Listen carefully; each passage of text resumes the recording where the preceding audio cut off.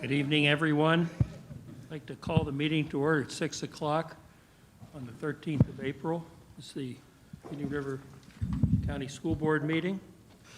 The Pledge of Allegiance this evening will be led by Sebastian River High School's Navy Junior ROTC under the direction of Lieutenant Commander James Landis, U.S. Navy retired and Master Sergeant Michael Hussey, U.S. Marine Corps retired.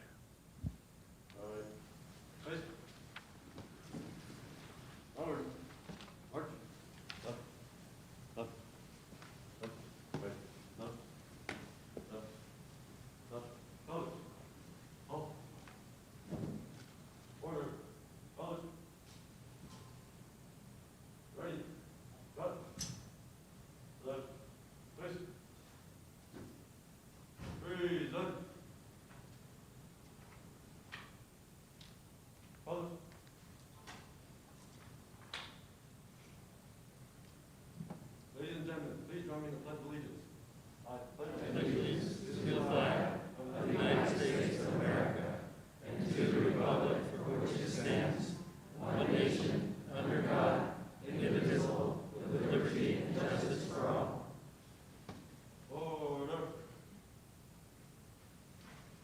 College.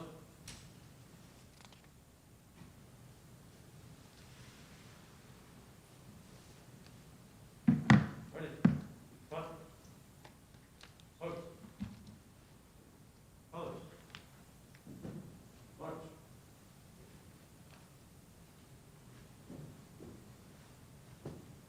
Post. College. And salute. Ready. Two. Post. March.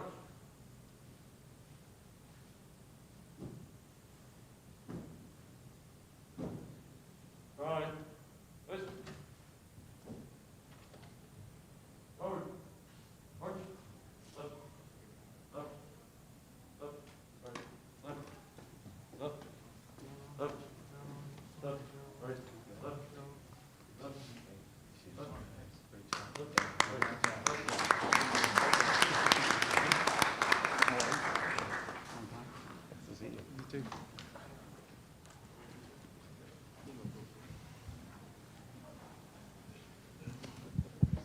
Well, we've got a big crowd tonight. I'm not sure who you thought the entertainment was going to be, but at any rate, enjoy yourselves.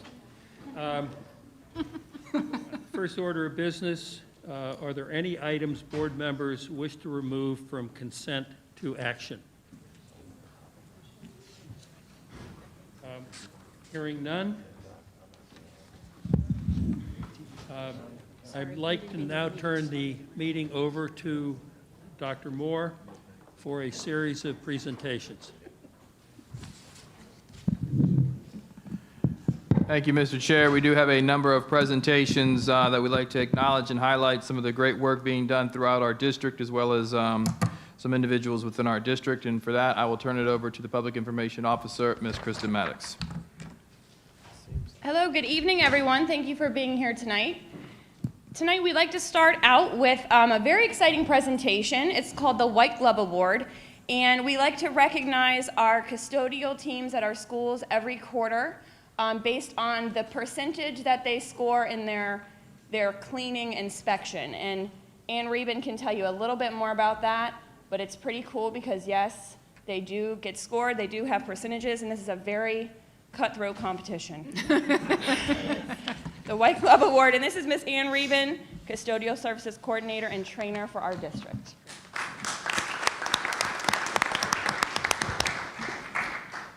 Yes, it is amazing how much this can get excited in this district, but this is the White Glove Award.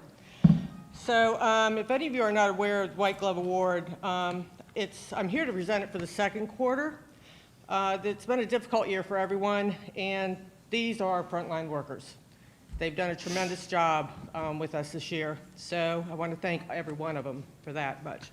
The White Glove Award has been presented quarterly to the school with the highest average cleaning inspection since 2018 school year. Each year, every school is inspected, each week, I'm sorry, is inspected by the custodial coordinator, me, for overall cleanliness. This has become the fierce competition that we are seeing tonight. So we have the first, second, and third place here tonight, and so I want to start out with third place, Rosewood Magnet School.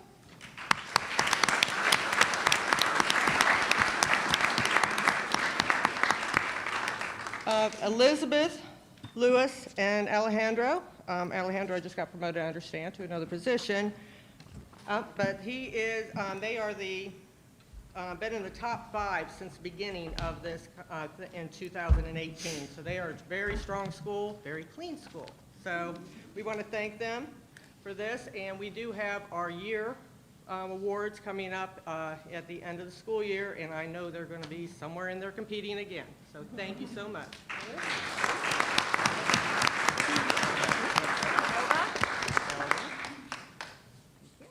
And Alejandro.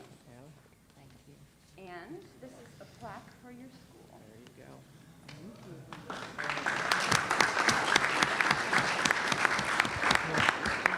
Okay. Make sure you stay for the pictures, okay? All right, second place and first place are left. I know these guys are sweating it right now over here, so. Who should we start? Do you want to have a conversation first? Yeah, okay. I can talk anytime. Okay, I thought we could. All right, so second place is Indian River Academy.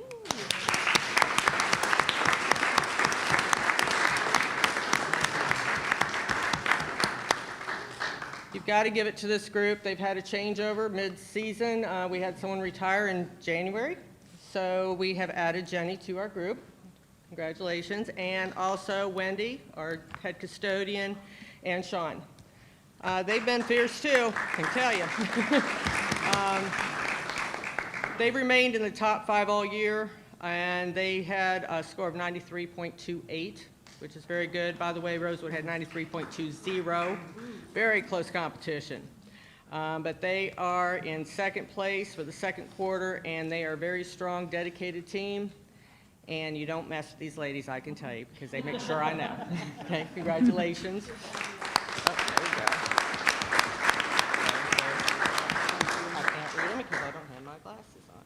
There we go. Oh, here's Sean. This is Sean. And Wendy. And here is plaque. Just can't take you out. There you go.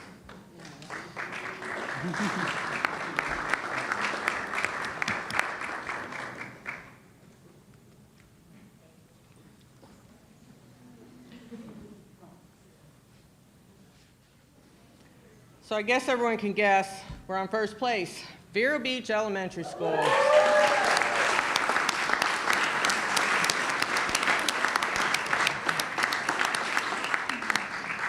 I do want everyone to know last year they were first place, but unfortunately with everything that happened at the end of school year, they were not they were not presented to the board. So congratulations for your first place last year, and congratulations for your first place this quarter.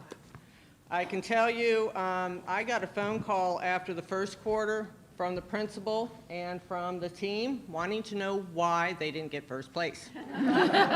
So they said, what can we do? We are very competitive and we want to be number 1. So you did it. Congratulations. In addition to the regular team, I want to introduce, this is Raven. Raven works for Manpower, and I want to congratulate her personally because first quarter, she was working at the school that won first quarter, cleanest school, and she now is at this school again that got the cleanest school. So she's doing a good job, and thank Manpower for that one too. So they're doing a good job. Okay, so let me see, I can read. Okay, Jennifer. And Miguel. There you go. And where's Raven?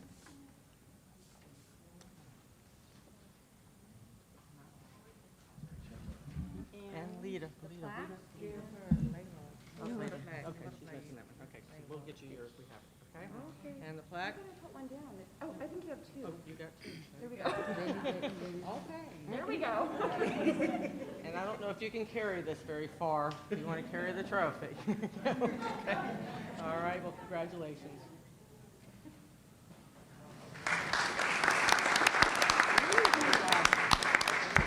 Would all of our White Glove Award winners please gather up here under the School District of Indian River County sign on the wall, please, and we'll take a picture.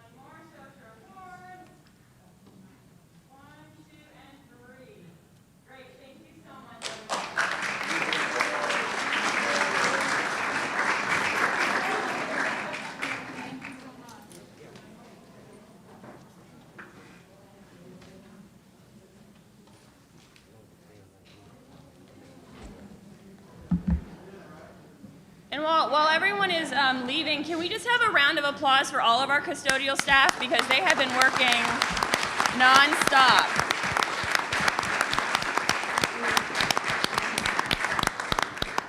They are definitely some of our behind-the-scenes heroes that are keeping our district running every day, especially during this past year and a half throughout this pandemic.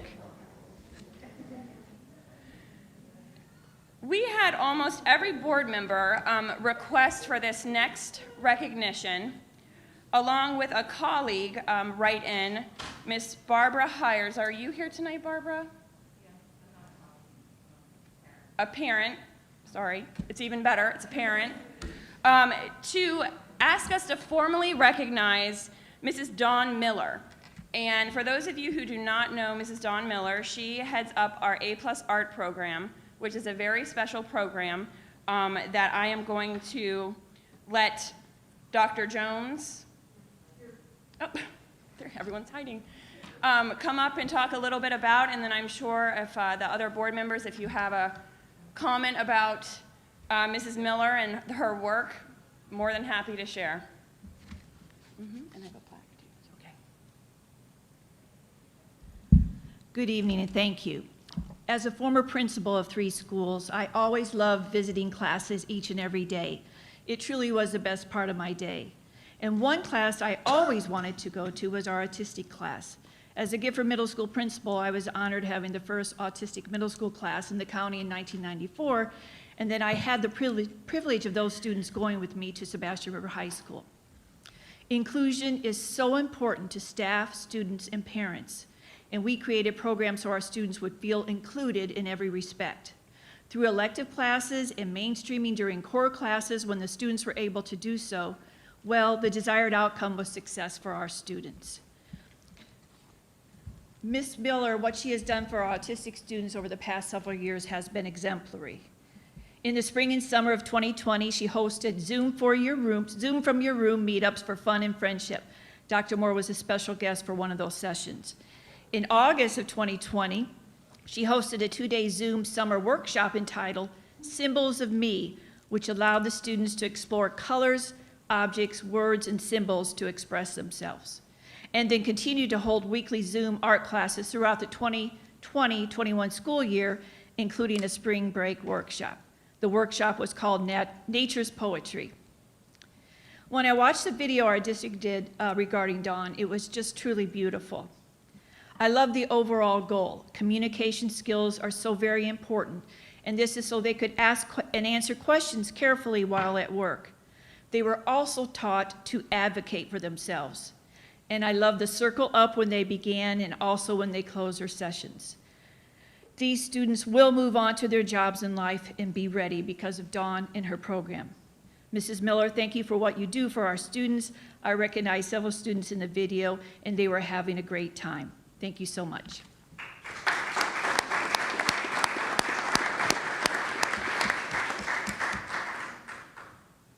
Mrs. Hires, would you like to say a few words?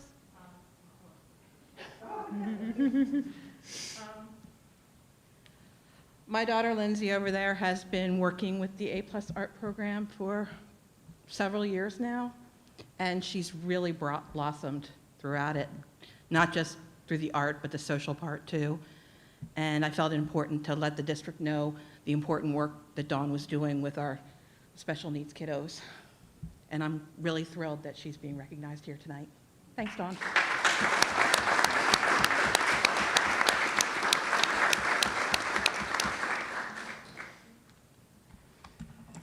Do any other board members have any comments about the program or Mrs. Miller? No pressure, I mean. Just thank you for all you do. It's appreciated, and it's wonderful that a student actually is here to recognize the teacher as well. Okay, Mrs. Miller, would you please come up so we can present you with our certificate of appreciation? And she also brought Bridget, and I'm going to let you, Ms. Miller, tell us a little bit about Bridget and what she does to help the program, because I know she's your wing woman. So thank you so much for your work for our district and your service to our students.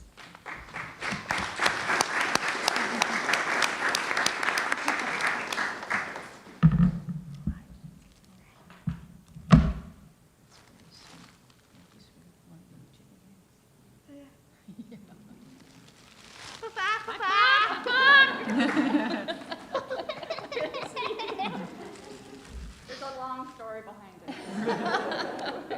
Thank you, Lindsay. Thank you, Barbara. Lindsay has been a part of the program for at least 3 years, right, Barbara? Yeah, so this is a Vero, hi, everybody. She's the star. This is a part of the Art for Health's Sake program at the Vero Beach Museum of Art. Bridget is my colleague and co-founder of the program. And I'm actually a little overwhelmed. So thank you, Barbara, for the recognition, and thank you to the school district for recognizing the work that Bridget and I get to do. I'm not going to talk too much, but I do want to thank Bridget for being my colleague. We have so much fun, and true testimony to the power of the arts and circling people with love and inclusion and what that can do. So thank you for the recognition. Thank you, and thanks, buddy.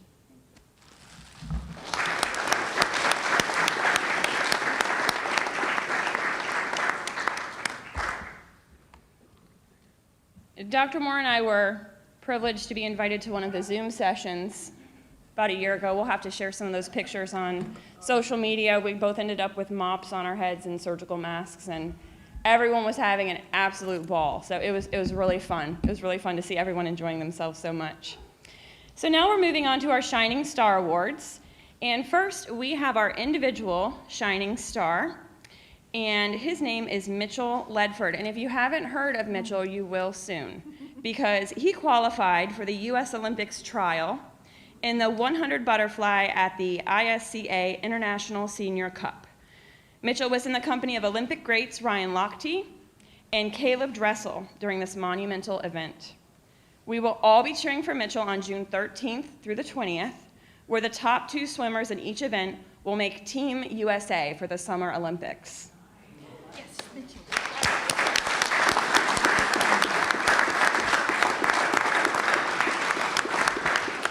So this is so exciting, and I know that his parents are overjoyed and his whole school is proud of him, and we're just praying and keeping our fingers crossed for Mitchell that he will end up on the Olympic team, because how cool would that be to have a Sebastian River High School Shark on the Olympic team? Right. Calm down, Peggy. So Coach Barlow, would you like to say a few words about Mitchell? I'm sure you have plenty to say. I won't keep you that long. Go right ahead. I've been in practice for 4 hours. My voice is a little cracked as it is. Thank you all. It's a prestigious award for Mitchell. I've had the privilege of coaching Mitchell and his brothers for the last 12 years. I moved here 15 years ago to start our club program with Treasure Coast Swimming at the North County Aquatic Center. Michael Stutzky did me the favor of bringing me into the swim program, and I've been coaching the high school team for the last 15 years. Mitchell is a very unique individual. Just for a little background, I've been coaching for 37 years. I had an Olympic gold medalist in the 2004 games in Athens that was an 800 freestyle relay gold medalist. And I coached her down in Delray Beach for about 9 years. And I've had the privilege and honor of being at the Olympics and having a swimmer and standing and watching. And I can tell you, true to my heart, that this individual here tonight is the closest to the talent and what it takes to get to that level. He's 16 years old. He's only a sophomore. For him to make the U.S. Olympic trials is a phenomenal task in its own right, but for a 16-year-old boy to do it is even more. 16-year-old girls are a dime a dozen to achieve that just because of the maturity and how they physically peak. But for a boy to do that, and when he steps up here to say hello, you'll never realize he's only 16. But he's a hard worker. He's extremely intelligent. He's got a 4.0 grade point average.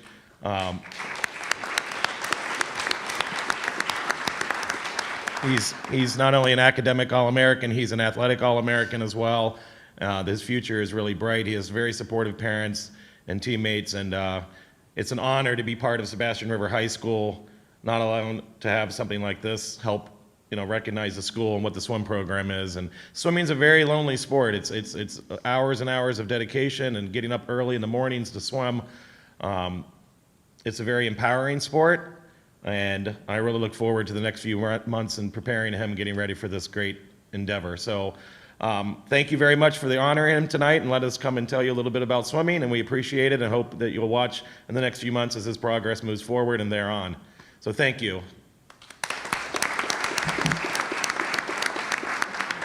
So for obvious reasons, Mitchell, you are our shining star for the month of April in the school district of Indian River County.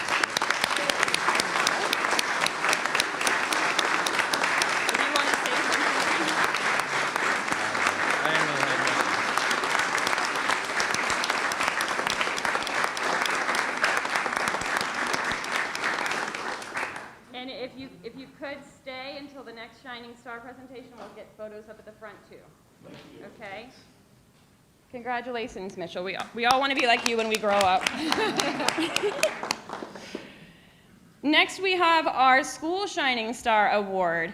And tonight we are recognizing Treasure Coast Technical College. The Nursing Schools Almanac released its 2021 rankings of the best nursing programs in Florida. And we're proud to announce that Treasure Coast Technical College is on the list of the best licensed practical nursing programs in the state. Woo! Yes. Treasure Coast Technical College is ranked as the #1 LPN program in Florida. Yeah. Principal Christy Shields is here to accept the Shining Star School Award for Treasure Coast Technical College. There you are. Thank you. Congratulations.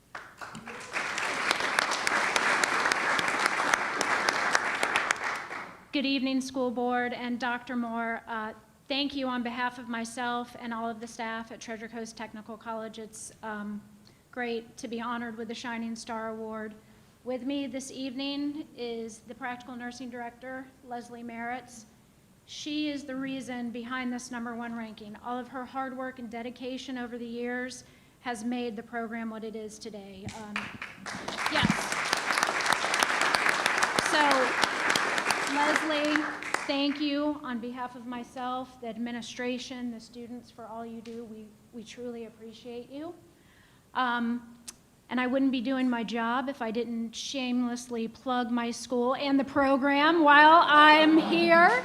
So for anyone who's listening, if you're interested in becoming a practical nurse, we are currently accepting applications for our January 2022 program start date, and you can find that application on our website. So I encourage anyone who's interested to apply. Also, we have a phlebotomy program that's starting in May, as well as a CDL program that's starting in June. So thank you again. Kristen, can I have all of my shining stars, please go to the front? Can I say something? Yes, of course. I just want to mention about Treasure Coast Technical College. One of the reasons why I'm so excited about this for you all and grateful for the work that you've done is that their school just had their grand opening 2 years ago. So to actually be #1 in the entire state of Florida with just a 2-year open is really phenomenal. It really speaks to the dedication and the hard work of everyone there, including obviously, I'm sorry, what? Leslie. And Leslie, is it okay, Leslie, if I say Leslie? So I just want to applaud you because that is really, really, it's hard work, but it proves how hard you have worked at it. So thank you so much for that.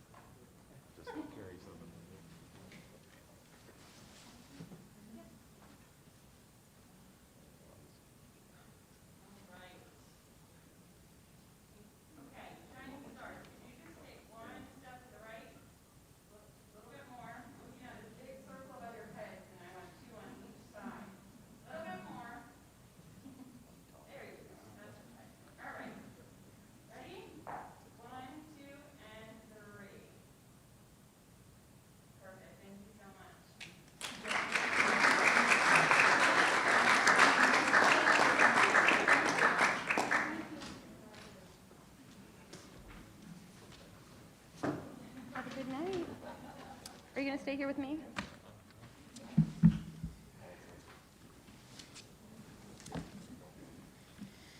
Thank you. Bye. Thank you.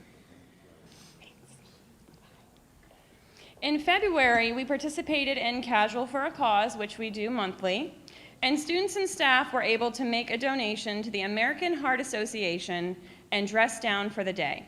We're proud to say that the SDIRC raised a total of $3,244.63 for the American Heart Association, and we would like to point out that Storm Grove Middle School raised the most money with a grand total of $554.80.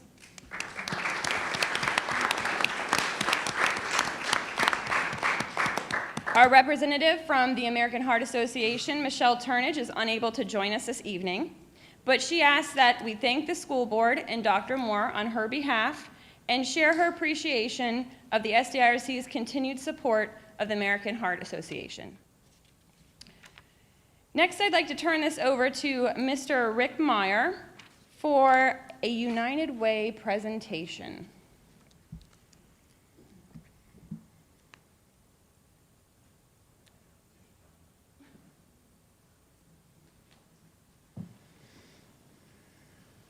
So one of the things that's interesting working at the state level when I was there at the Department of Education is that you get a chance to interact with the statewide version of many different organizations. When you come back to a local district, you always wonder, what is the local version of that organization going to be? And so this evening we have a chance to recognize and thank the local United Way. When I came here, I've been nothing but impressed with Ms. Meredith Egan and what they're doing. And so as we began to understand more and more about the impact of COVID on our students, the United Way reached out to us, and of course, like they always do with everything, how can we help? And so we began those discussions, and Meredith, if you'd like to come up and speak a little bit about what you guys did to help us out. Like I said, one of the things we knew we needed to do for the students was to provide additional summer learning experiences, and it was just wonderful to see the United Way reach out and partner with us in order to provide what I think is going to be a groundbreaking experience for our middle grade students to pick up where maybe they had some gaps in math. So thank you so much for that.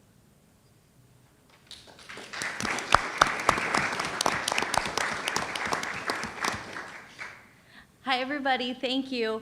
Yeah, I mean, exactly what you said. You know, United Way knew that summer learning loss was a big deal. We know that every year. We also knew that COVID learning loss was going to be compounded on all of that. So we came to you guys and Cindy and really asked, you know, what can we do? And we knew that there were pieces that you needed to get in place right away, specifically staffing, to be able to ensure that you got the highest, most quality teachers signed up for this program right away so that you could get the ball rolling on all the other pieces to fall into place. So we knew that from our COVID funding, this was a perfect fit to make sure that we were meeting the needs of the students in a way that was appropriate for United Way funding and also was going to make the biggest impact for your students. So. Phenomenal. I couldn't thank you enough. Like I said, it's one of those things that you have an opportunity to see from afar in Tallahassee, but to be here at the local level, to see what you guys do, the immediate impact that you're going to have. Just thank you so much for your partnership. Our kids are really good at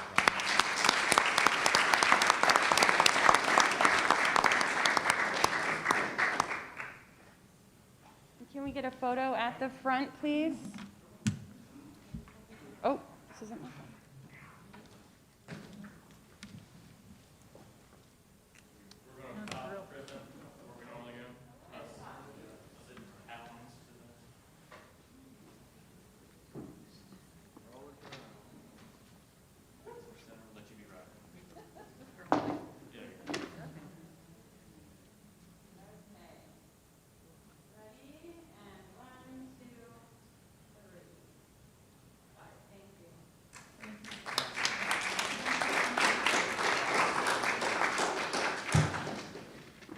And Meredith was just telling me when she walked in about the Day of Caring that we're going to be partnering and planning in October. We're super excited because it's always a huge event, and you know we've had to miss it with COVID, and it's just good to see some things like that getting back to normal. So, okay, thank you everyone. That concludes our presentations for tonight.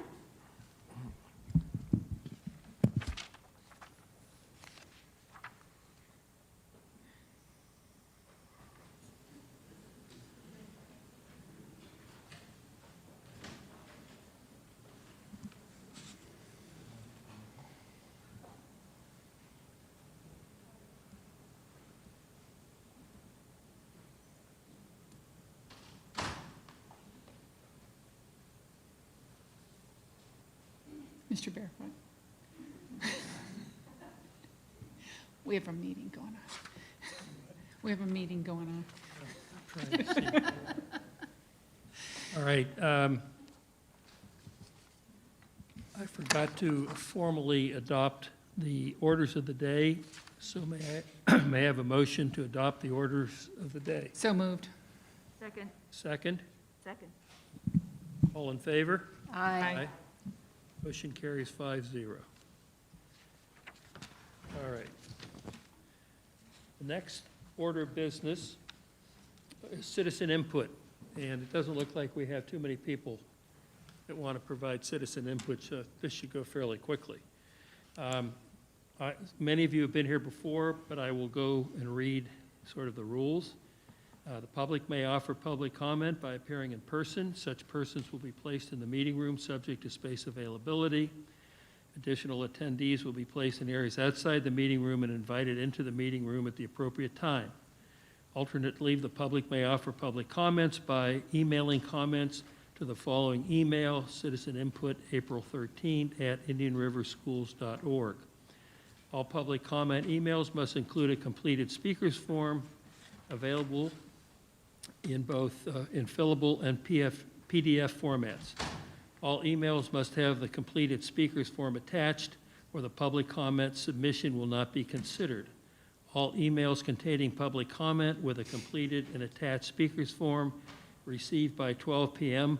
on April 13th, 2021, will be provided to all school board members prior to the meeting and will be appended to the meeting minutes. The public is advised this email address will be used solely for obtaining public comments for the board meeting and should not be used for other purposes or questions. Persons may only speak once about any given item consistent with School Board Policy 0169.1. Additional guidelines. Each statement made by a member of the public shall be limited to 3 minutes duration. Persons will be recognized in the order in which the requests were received. Persons may speak for up to 3 minutes at the beginning of the business meeting during citizen input as indicated in the order of business, and for up to 3 minutes to each action item during the action agenda and each board member discussion item as indicated on the order of business. Persons may only speak once about any given item. Only the individual submitting a speaker's form is allowed to address the board. Time may not be yielded to other speakers. And I would like to remind everybody that this is an opportunity for community members to speak directly to the board. When concerns arise, community members are always encouraged to contact school principals or district staff to resolve any concerns as quickly as possible.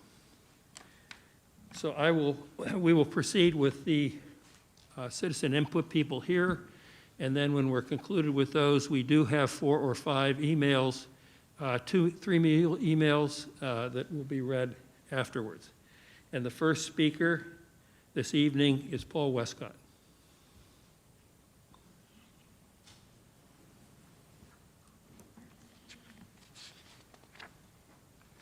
Good evening. I want to address the issue or question concerning the Chief Executive Officer. I've read the job description. I'm not here in order to convince you that the work doesn't need to be done. I'm hopeful to maybe provoke some thought as to maybe a better way of approaching the situation. The job description looks like you're creating an entire department. Currently, as I understand it, you already have Dr. Long in place by herself. It seems to me that the job description speaks to an earlier issue that hasn't been addressed. I would submit that a better approach is addressing the question of equity. Equity, as I use it and understand it, is ownership. You look at your mortgage statement, equity means what do I own? Our community, I think, is a little deficient there. Personally, mea culpa. What that means is a community approach where we use the resources we currently have, the relationships we currently have, build a core group, committee, if you will. I don't really like that word a whole lot, but an advisory board, a committee who can help Dr. Long reach into the community in order to address the needs. The needs as reflected in the residue of the desegregation order are only 2.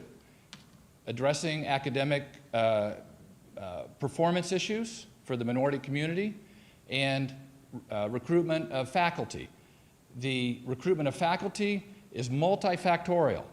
We are in a community that has needs where the middle class is concerned. That's the economic bracket where we're going to be recruiting or trying to recruit faculty. We need to do what we can to make that transition to our community easier. There are other issues that need to be addressed as well with regard to that. On the students, I attended the spring showcase. It was very powerful, very positive. Some of you were there. A lot of good energy that should be used. There were students there that spoke to some of the issues, particularly the middle school area.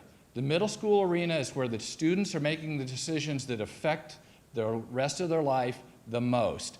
That is where we really need to be pouring into them, pouring into the school system as much as we can through an advisory council, mentors, what have you, in order to support our community schools. These are our students. Additionally, there's the K through 3rd grade, where those foundational building blocks of the rest of their education need to be met. We as a community have a responsibility to there. Rather than bringing an expert from out of town, which I'm concerned that this job opening is going to do, Mark Twain's review of an expert is someone from out of town who's otherwise ordinary, okay? We got somebody that may come to town who doesn't know our community. I think we've got the resources to do the job already. Thank you.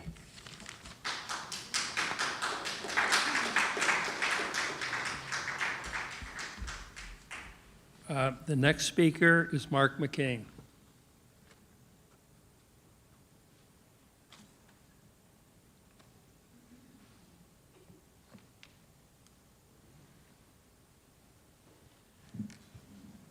Yeah, thank you for allowing me to talk.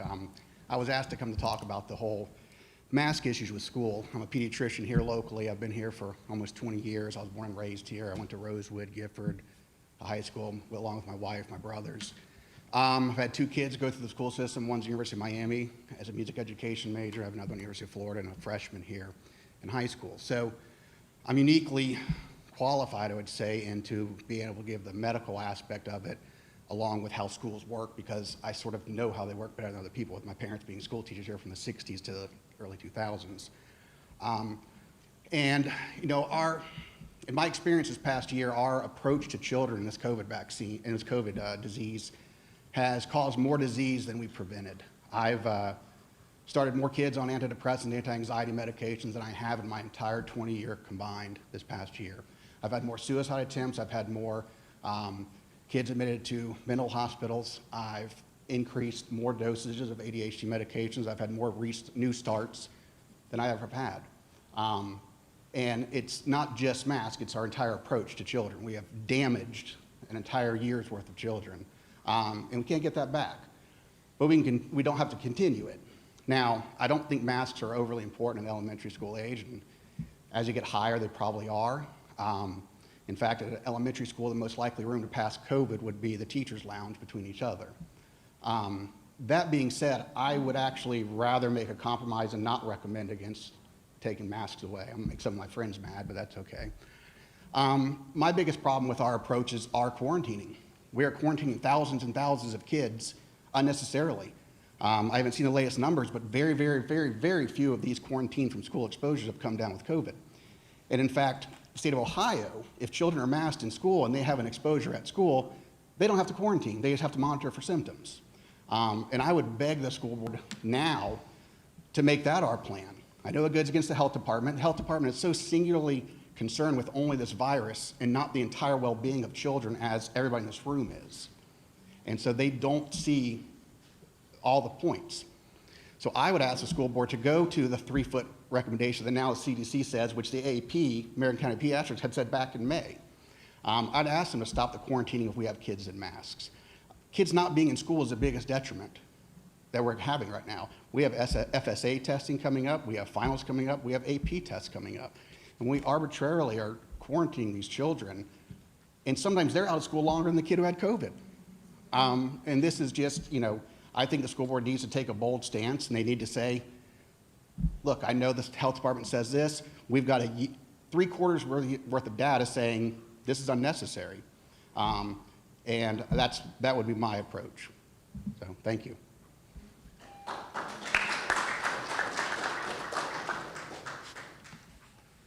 The next speaker, Tina Newberry.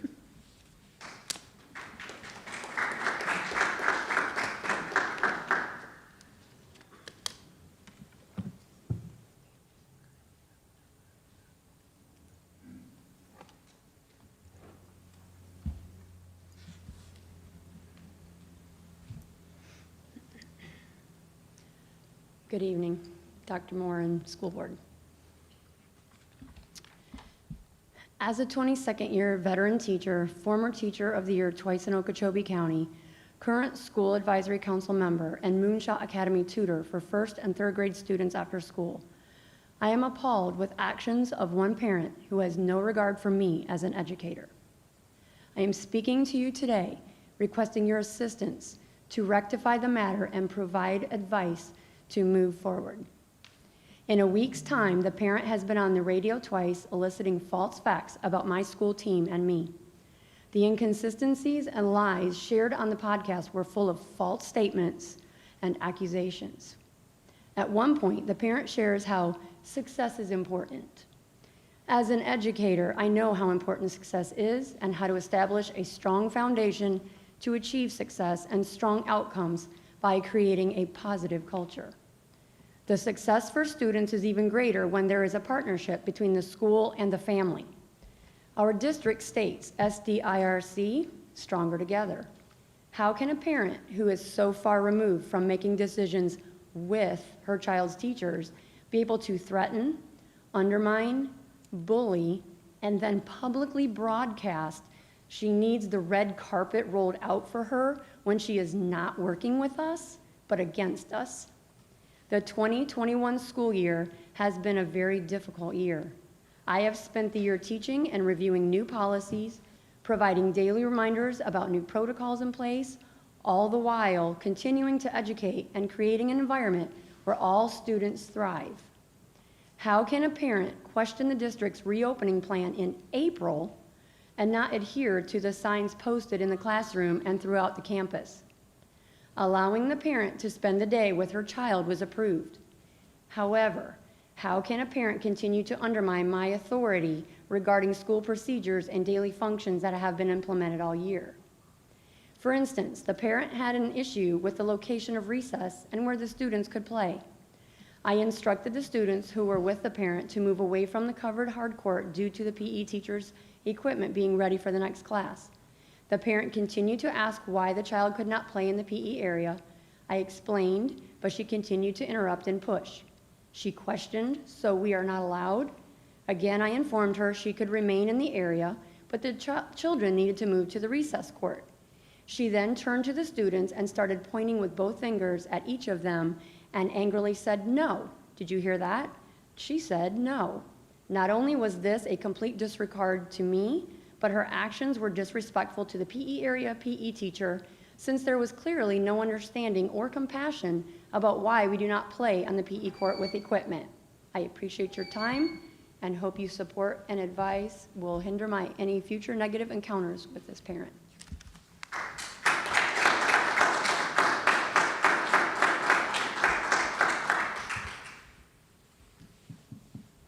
Next speaker, Jennifer Freeland.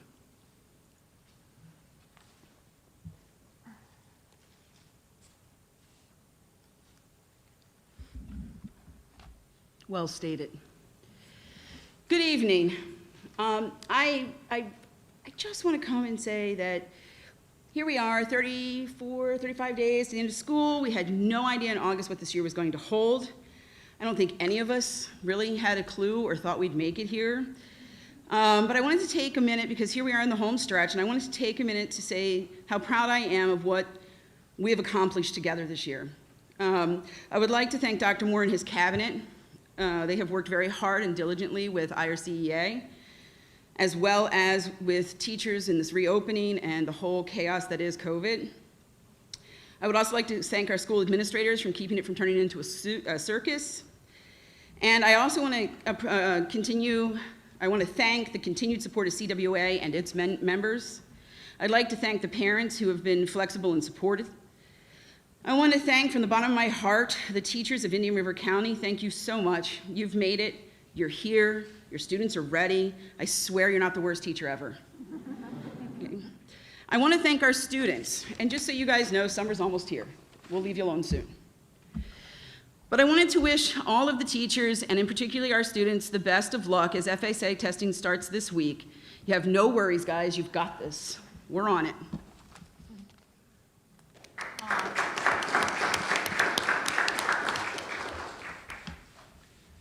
The next speaker is Lamar Notargiacomo.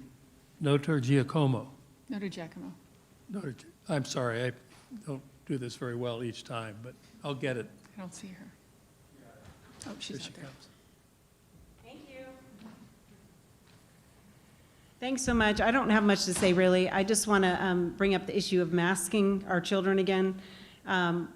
Last time I testified, I had checked the Florida Department of Health website, and there were 8 children that have died from COVID in our state at last check. Now, I haven't checked it in a couple of weeks or maybe a month, but the point is that our children are not really at great risk for COVID.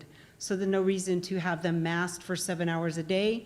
And I would ask you, I would urge you to do the right thing and to unmask our children, or to at least make it a parent's right to, well, the parents do have the right, but restore the parents' right to choose whether or not their children wear masks.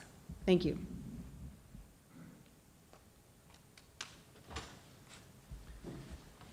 Next speaker, Larissa Pocolin.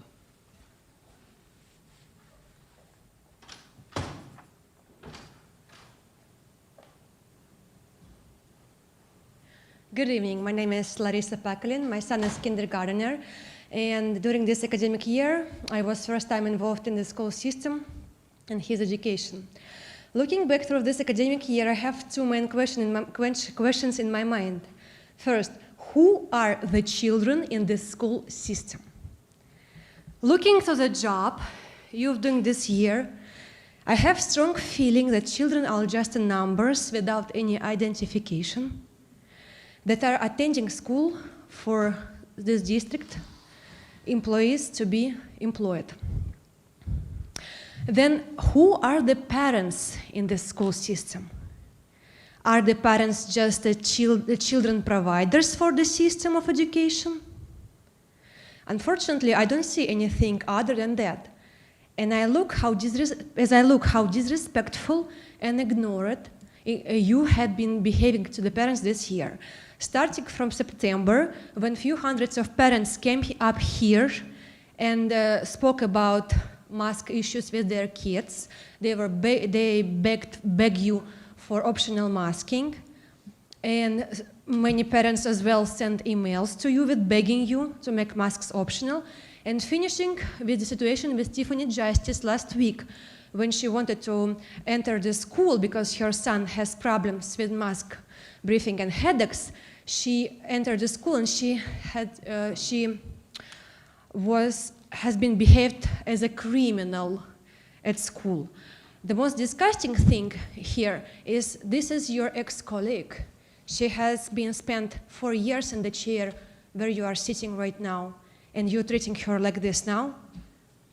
All my thoughts going to her 9-year-old son, and I just can imagine how scared he was seeing his mom with police officers behind her. Because of your negligence, this boy easily can have lifetime trauma. And unfortunately, I don't see with this behavior because any respect to the parents, because I am Tiffany, and every parent who has children in this district is Tiffany, because I can be easily in this situation. Every parent can be easily in this situation. And I'm really, really disappointed about it. Many parents now knows about what happened, and many of them are worried to come here and speak, because if it's happened to her, it can happen to anyone. I'm not worried to come here and speak up. But as an involved parent, as a responsible parent for my children, as a taxpayer, I have so much, I'm very concerned about your work and what you are doing here. Thank you for the attention.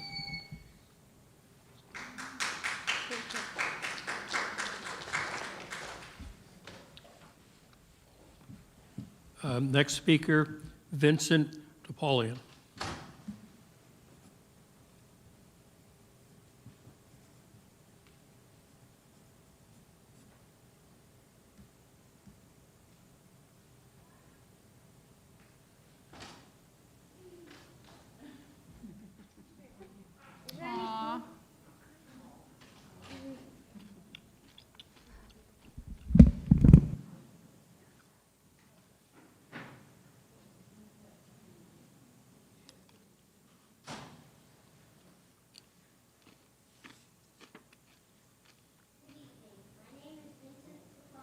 Wait.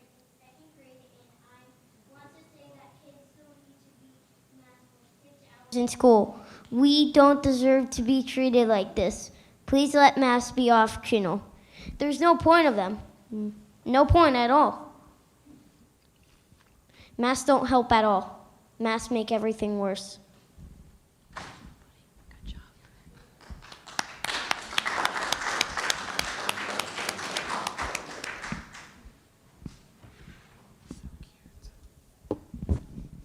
Next speaker, Nicole Campanelli.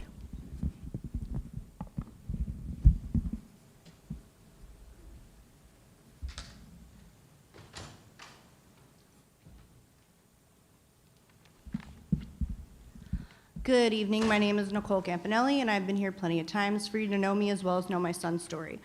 I just want to say that I've sent you emails of countless mass studies as I stumble upon them, and it's frustrating to hear crickets from the people who are supposed to do what's right for the children in this district. We are on day 399 of the state of emergency. Are we really in a state of emergency with a virus that's recovery rate in this county has consecutively been 97.6% for months? President Biden said in a presidential town hall, first of all, kids don't get COVID very often. It's unusual for that to happen. The evidence so far is children aren't the people most likely to get COVID. So why are children being forced to wear masks all day, especially when you can go into a restaurant, sit down at a table and eat with whomever you please, people eating are not social distance, kids sitting at their desks, people eating food? Is it because you can't eat and wear a mask so coronavirus does not spread while eating? Please explain it to me. It must be a cunning virus, I guess. Last month, Governor DeSantis held a roundtable discussion where 2 doctors stated the following: children should not be wearing face masks. They do not need it for their own protection, and they do not need it for protecting other people. This was Dr. Martin Kildroff, and then Dr. Jay Bahatri stated that masks are developmentally inappropriate for children. Yesterday at a roundtable discussion, the doctor whose name I did not catch, he stated children are at a very low risk for mortality from this disease. They don't spread it very much. There's no reason why small children should have to wear masks. The negative and harmful consequences of children in masks is that they need to see expressions and they need to be able to breathe properly.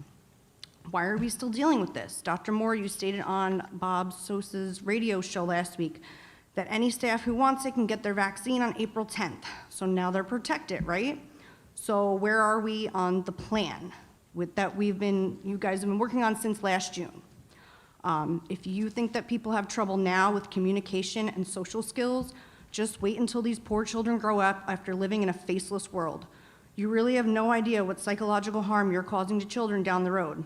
And I think it's extremely sad that our children are now being raised in a world where they're being taught to fear everything.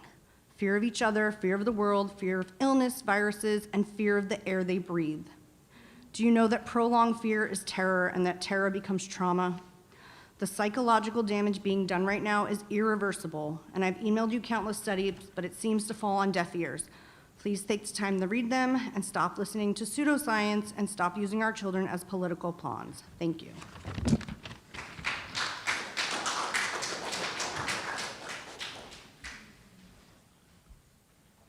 Next speaker, Karen Rutledge.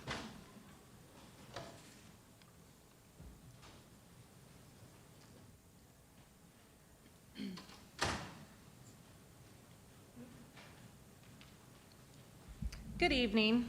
It's been a while since I've been here. Been busy taking care of COVID patients as a frontline critical care nurse. Anyway, I just wanted to kind of express I support optional masking. I also support changing the criteria for close contact criteria for quarantining. Not only am I a critical care nurse and been taking care of the sickest of the sick in Indian River County for a whole year. Haven't gotten it, haven't had a sniffle, still working frontline, never needed a test, but I use common sense when I'm out in public. I also sit on the school advisory council at Sebastian River High School. One of the services that I provide as the secretary there is that I do trend the data that is listed on the Florida Department of Health website with regards to the cases in Indian River County. And the evidence is right there for you to look at it just as it is for me to look at, which is that the overwhelming majority of cases in the school system are students. Over 80% are students. About 4% are teachers and about 2% are staff. I wanted to refer you to, on that same website, the Surgeon General for the state of Florida had a 16 question and answer paper. And on there, in particular, there's the last 3 questions. Number 14 had to do with, is there any way of knowing whether any of these cases were contracted at school? And what they're showing is that there's a low secondary transmission rate in schools across the state. The other thing that he mentions on there is viral transmission seems to occur almost entirely outside of school campuses. That's not my words, that's the Surgeon General of the state of Florida. In question number 15, he refers to, or the question is asked about quarantining. And I don't know if y'all read this, and I know that y'all are a board that are governed underneath the health department, and that's really what our problem is here, people, is the health department needs to get out of our school system. But the one thing that he says in here in his answer, he says, the department can ask to quarantine or isolate in response to a confirmed case of COVID-19. Ask. The last time I looked, and I looked at a dictionary a lot of times when I was in school, was ask means simply that, ask. Not mandate, not require, not request, but ask to quarantine. I understand positive cases, I 100% agree with that. But kids meeting close contact criteria is not an exposure, and putting them 14 days out of school is just unacceptable. We will never get back those gains. So I ask that you consider that with moving forward with your plan, really look into this quarantining. There's no evidence that supports it, and the school, you've just got to kind of be our voices as parents and teachers and staff that they need to get out of it. Not to mention, I want mask-free graduations.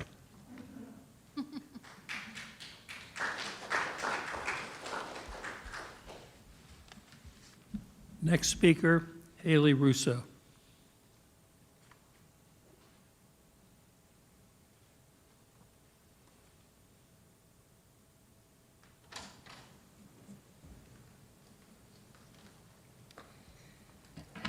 Good evening, ladies and gentlemen. My name is Haley Russo. I have a student that attends Indian River County School District. He is a second grader.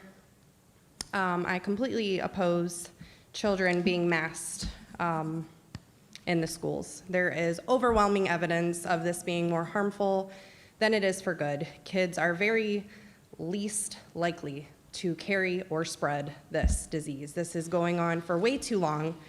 This is getting out of hand. My child comes home every single day with a migraine headache.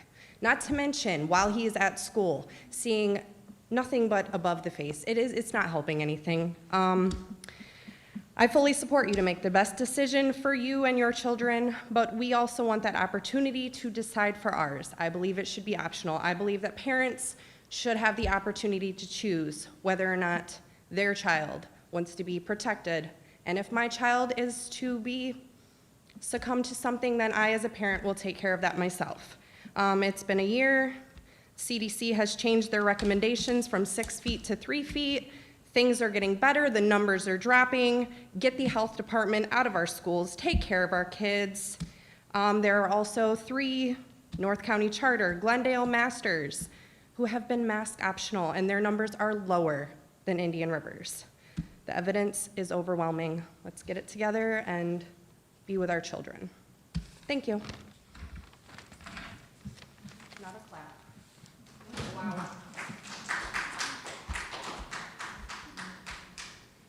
Next speaker is Jennifer Pippin.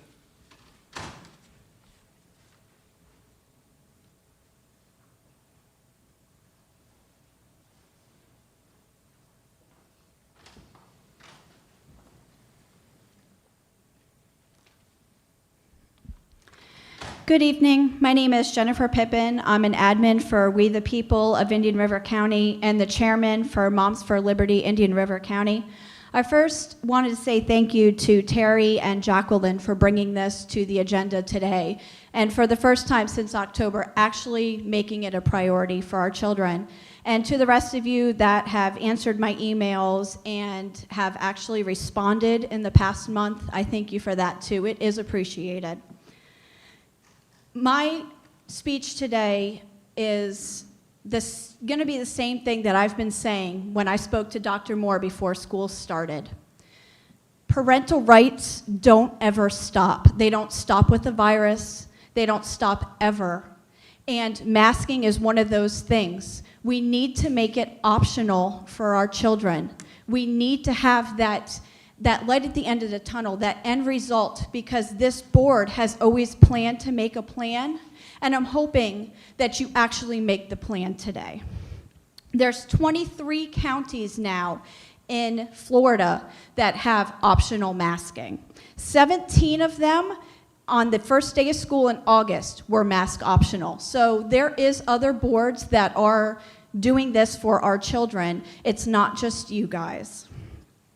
Many recent events here in Indian River County, we've had optional masking, such as the Frog Lake Festival in Fellsmere, Firefighters Fair, events at Riverside Theater Parks, birthday parties, skate factories, and many, many more. How is it that our children are the last to be unmasked? And when they go to these events with hundreds of people in close contact, they don't have to be masked? It's not infringing on anyone's rights for it to be optional for students, teachers, and staff. The problem is we're having too much government and not enough parental rights. It's really sad that the CDC can make recommendations, the health department can make recommendations, but it lies with all of you to make the choice. It doesn't matter what Governor DeSantis says, the DOE. You have so many different branches of government telling you different things or not giving you the correct answers, and it is put with you. For our seniors, something that you probably haven't thought about, a lot of them are legal adults, they're 18, and they deserve the right to be unmasked, taking that final picture, coming through your school district. Give them the option. If they want to wear a mask or 2 masks, that is absolutely their right. We don't want to take that from them. But give them the option to do so. And for our kids going into next year and summer school, CDC is making recommendations of 3 feet. That's not a law, it's not a statute, it's a recommendation. Thank you. Have a good evening.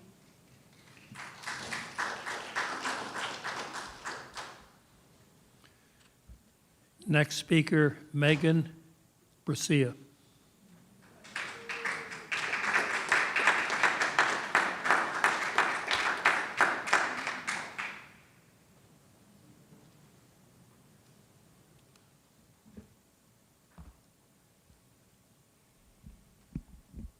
Good evening, School Board and Dr. Moore. I am reaching out to the school board because I am in dire need of your support and guidance. I'm a 5th grade teacher, veteran teacher, with more than 20 years of experience. I'm a highly respected leader at my school, having earned Teacher of the Year not once but 3 times in my career, along with serving as grade chair, teacher mentor, and math coach liaison for my school, are a result of hard work and dedication for a passion that I turned into a career over 20 years ago. Currently, I have a parent in my classroom who has made my job a nightmare. The constant threatening and bullying tactics on her part is something I will no longer tolerate. Last week, she insisted on spending the day with her child at school, not to volunteer and help, but rather to evaluate my teaching and observe and take notes on other children in my classroom. She and her child refused to wear a mask the entire day. This created an extremely uncomfortable environment in my classroom. Since day one, I have spent time in my classroom assuring my students that they are safe. I have exhausted all efforts to continue to do my job to educate children and maintain safety as a top priority in addition to teaching and learning. This one parent refuses to follow the chain of command. She has canceled requested conferences and neglected to reschedule. Instead of a partnership to support her child's education, she has created a hostile situation. She has personally attacked my teaching practices, grading policies, classroom management, and even accused me of bullying her child. Recently, she went on a local radio station and spewed nothing but lies about myself, my 5th grade team, my principal, and my school. The lies she told during this interview are sickening. She states that she had an interaction the entire time while she was at my school with a police officer. That is not true. She was in my room for 1 hour and 10 minutes without a police officer. This has become public slander, defamation of my character. I will not tolerate this any longer. To read a post from her social media that states, and I quote, "I learned firsthand this week that there is no safe place for parents and children in public education rocked me to my core." To read those words were heartbreaking. Furthermore, this situation does not make sense to me. I have numerous text messages from this parent praising me as an educator, thanking me for instilling a love of learning in her child, but then suddenly all of this has changed. According to this parent, I am an ineffective teacher. I am unaware of her current agenda. However, I am positive that her actions are negatively impacting myself both professionally and personally. Professionally, as witnessed by another colleague, the parent berated the principal in front of the children. Personally, my husband continues to beg me to take time off from my job because he feels and sees how her actions are damaging me. Thank you for your time, and I look forward to your support so I'm able to handle this unfortunate interruption appropriately with passion, compassion, and grace. Thank you.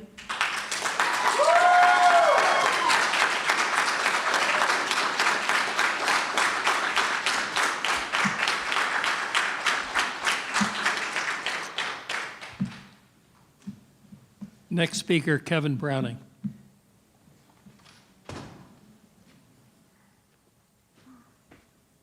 Good evening, Board. I'd like to speak briefly about equity. Equity includes Title IX, Gender Equity in Education, Title VI, Students' Right to Education, Title VII, Employment and Discrimination in Education, ADA, ESE, all of those topics fall up under equity. So this morning I sat in on a workshop discussion, and the first equity committee that met, they met for a year and made recommendations in 2019 that they sent to the board, who subsequently had a workshop recommending changes that the interim superintendent charted out. It was said that the changes weren't voted on. Those changes were then echoed by the second equity committee, which I chair, who asked for the board to vote on them. The presentation that I heard today said that the recommendations were already being put in place in the strategic plan. So if you say they're already working on it in the strategic plan, then the recommendations are obviously good and attainable. Why not put them in the joint plan? Why is there a chart that says that the recommendations are in this plan and that plan, but there's no evidence of what was done with those plans and with what you say you were going to do?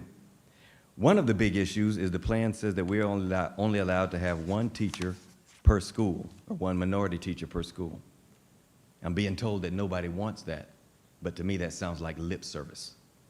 Some articles are saying that some organizations are going through the diversity and equity dance with no real intention of doing anything. That desegregation order, that joint plan is older than I am. I'm 50 years old. I have little kids, but I'm old enough to have grandkids. Something could have been done by now. I'm a firm believer in equity. So here's a crazy question for you. Is this a smoke and mirror show? Are you wasting money pretending that you want equity and an equity position, and in the end, getting nothing accomplished? Or are you really about business and doing what's right? Thank you.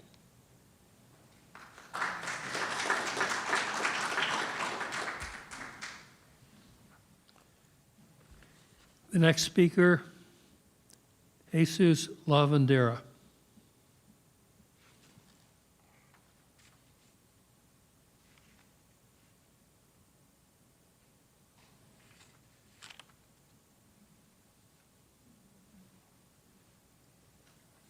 Thank you.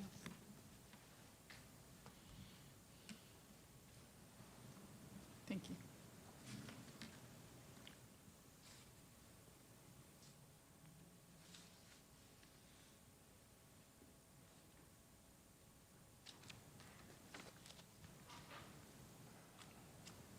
Good evening. I'm here to encourage you in the most strongest terms to stop the mandate of masks for our children in schools. And in fact, if necessary, to change them to these visors here. And I wanted you to know this is a tremendous compromise on my part. My wife didn't understand why I'm offering this as an alternative, but you're about to. You have a handout on the first slide. You see a man who has been laying drywall, sheetrock, and you can see even though he wore a type 2 surgical mask such as you're wearing, he actually has drywall dust all over around his nose and mouth. Drywall dust is approximately 10,000 nanometers in size. The coronavirus is 125 nanometers in size.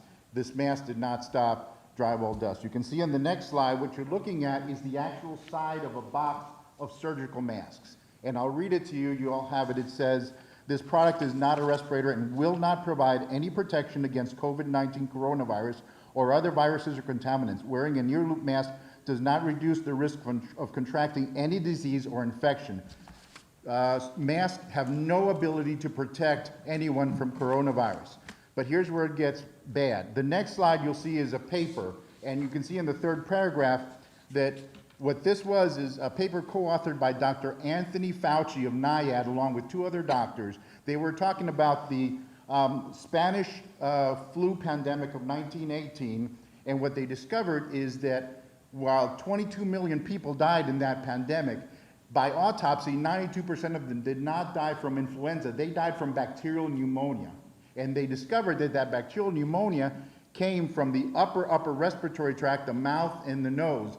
And other studies have subsequently shown what was the source of that bacterial pneumonia. You can see the last slide I've got is a cartoon that appeared in October 1918 and depicted the fact that in 1918, the Department of Health mandated that all Americans wear masks, okay? And and this happened in many other countries as well. So possibly many, many millions of people died from bacterial pneumonia from the mask. Now we're seeing reports in this country of bacterial pneumonia from the masks, okay? And we may actually find out eventually that many of the people that have died from COVID in the last year that did not die from coronavirus, no one dies just from coronavirus, in fact had bacterial pneumonia, and that bacterial pneumonia actually may have been caused by their constant mask wearing. So that's all I've got to say. I want to thank you. I want you to know that myself, and I think I can speak for everyone in this room, we have great love for the children of Indian River School County, and can I say we have got great admiration for this school board. And I want to see you all go down in history as heroes and not monsters. Thank you.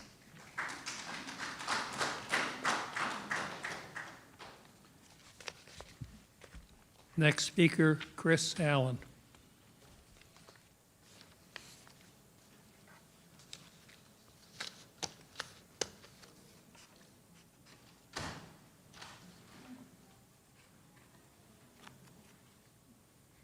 Hi, my name is Chris Allen, and I'm an Indian River County resident, and I continually come here to say that the school board should do optional masking for children. I think a couple of weeks ago, Governor DeSantis said no masks on a public health roundtable, where they said, quote, "Children should not wear masks. They don't need it for their own protection, and they don't need it for protecting other people."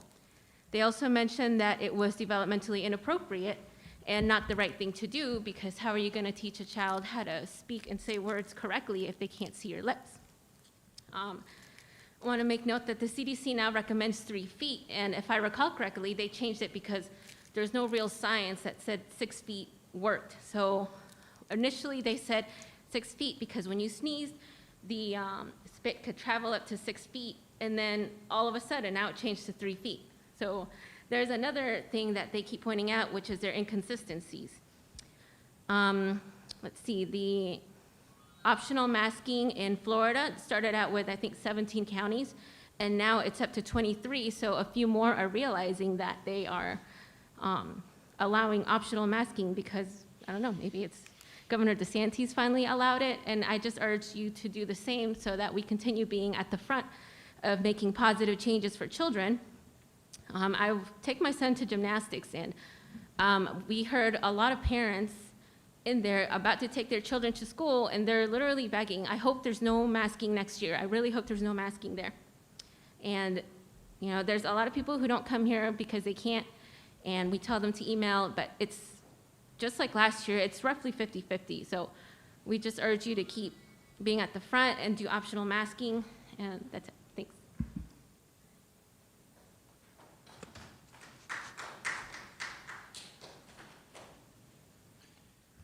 Next speaker, Rick Allen.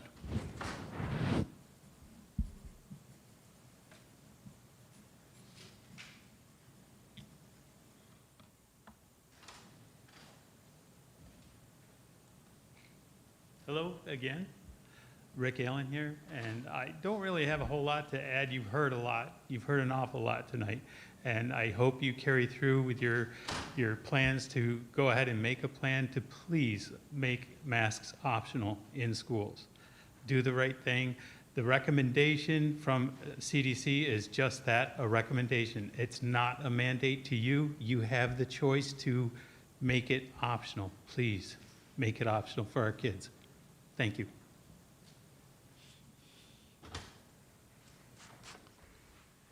Next speaker is Dee Lavandera.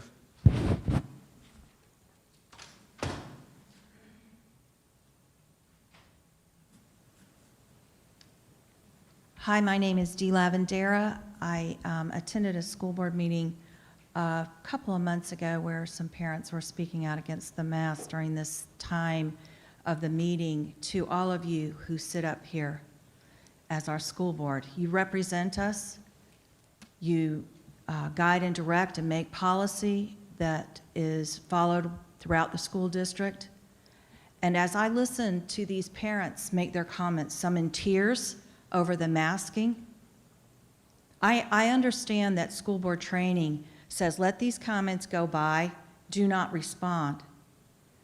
But it was so negative from my perspective to see you sit here and listen to these parents crying, and it seemed to fall on deaf ears. Not, I understand, we're sorry, we understand you're having a difficult time. Not one comment from this board to those parents who express their deep concerns about their children.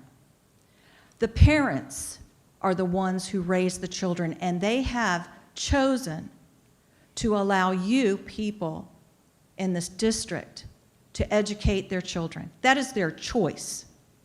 They don't have to. But the parents are the ones who should be, I think, held in a higher regard when it comes to the choices of their children. You are educators by and large. I think everyone in this room is an educator at one level or another. But the evidence that has been presented tonight and throughout the last several months shows that masking is a joke. It does nothing other than it misleads people to think that by covering your mouth and your nose, pulling it down all over the place, we see it, does nothing to protect you from this virus and can cause dental disease, gum disease, breathing problems, panic attacks, on and on and on. And I am deeply concerned that you guys sitting up here do not realize that, and you continue to go on and on with masking these kids. I hope that you will consider that you took an oath to uphold the Constitution of the United States. And that Constitution grants liberty and freedom to the American people. And I think that you would do well to reconsider this masking mandate on children and anyone who comes in this building. Thank you.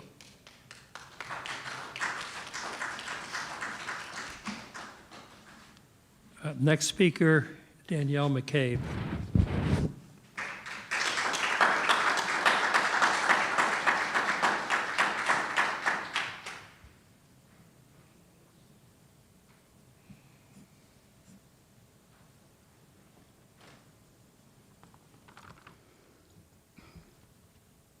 Good evening, School Board and Dr. Moore. I'm also seeking your support and assistance. As a former Teacher of the Year and veteran teacher with more than 20 years of experience, I am highly qualified with a master's degree in elementary education and certification in reading. In my 20 years of experience, this year has been unlike any other regarding new policies, procedures, expectations, rights, and responsibilities. And like my fellow colleagues, I have spent time in the classroom ensuring a safe learning environment to maintain the safety for everyone and provide daily instruction to all of our students. My 5th grade team and I had a parent spend the day with her child because the parent had concerns about wearing a mask at school. I was both surprised and concerned to have this parent and child spend the day not wearing a mask or face covering. This has not been the norm in my classroom or at our school, nor has the concern for wearing a mask ever been discussed by the parent or child to us. Our team has tried a number of times to contact this parent for a conference. Forming relationships with our parents is necessary to support the best interest of every student. and this is important to me as a professional. Usually parents will contact our team to discuss items to problem solve together for the best interests of children and forming relationships to foster the learning environment. Parents do not share false statements and accusations about teachers and staff on the radio or in social media. How can we possibly solve problems if we don't even know there is a problem in the first place? Attending parent conferences, communicating with teachers, and being honest supports the relationship and benefits the whole child. At our school, we all work tirelessly to ensure everyone is safe and successful. I'm requesting the board to support us to continue to implement the rights and responsibilities of all stakeholders and to move forward from this professionally, compassionately, and gracefully for the best interest of the child. And thank you very much. And thank you for those who came out to support us.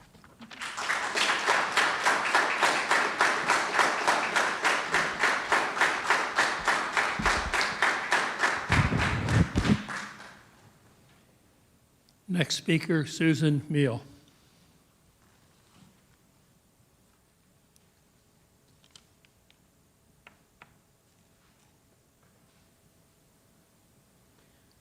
So thank you for having this meeting and allowing us to speak this evening. Since I started talking to you all about the new position for an equity and chief officer of diversity or whatever it is, I've talked to a lot of people in the county and around the communities related to the educational system here. I've talked to parents, I've talked to teachers, I've talked to community leaders like Freddie Woolfork, and I've talked to Dr. Long that's on your staff. A quick search of equity in schools, I found a list of recommendations from this industry. It included diversifying staff, alternative disciplinary actions, culturally relevant teaching practices. I found 9 ways to promote equity in classrooms that included moving towards standards grading as opposed to letter grades, and removing prerequisites for honors and placement and advanced placement classes. So there's a whole wealth of information out there. What I have figured out in the last month is that, number one, many people in our community and in this school district are aware of the problems, including Dr. Long, and also we're aware that the school can't solve them all. Just ask Freddie Woolfork. There have been in the past, and there may still well be today, teachers and staff who have acted inappropriately to kids. Everybody knows that should stop. This isn't rocket science. And it doesn't take someone with a certificate in EDI or DEI or whatever it is to come up with creative ways of addressing the issues. And there is no way that you can sit here today, look us in the eye, and promise us that this person from outside won't, over time, change our grading systems, change our curriculums, and implement many of the programs the parents across the country are not happy with and are fighting today. This is just the beginning. And these changes happen over time, and there's no guarantee that you will even be here when they start to impact our kids, or that you would even be told about it or know about it. I'm still looking for the minutes, by the way, of the meeting where you all discussed this, and I can get some tenor for how you all felt about it and when you voted. So if you can, you could send me the link to that meeting or those minutes, because I'd like to see that. So I still believe that this is an expensive symbolic gesture, which is a total waste of taxpayer dollars. A black gentleman once said to me, "Susan, don't forget, black folks pay taxes too." And I say to you, don't forget, students of every color and race come from disadvantaged backgrounds. And if you really care for the kids, you'll give Dr. Long the resources she needs, and you'll start tackling all the problems you have here. Thank you.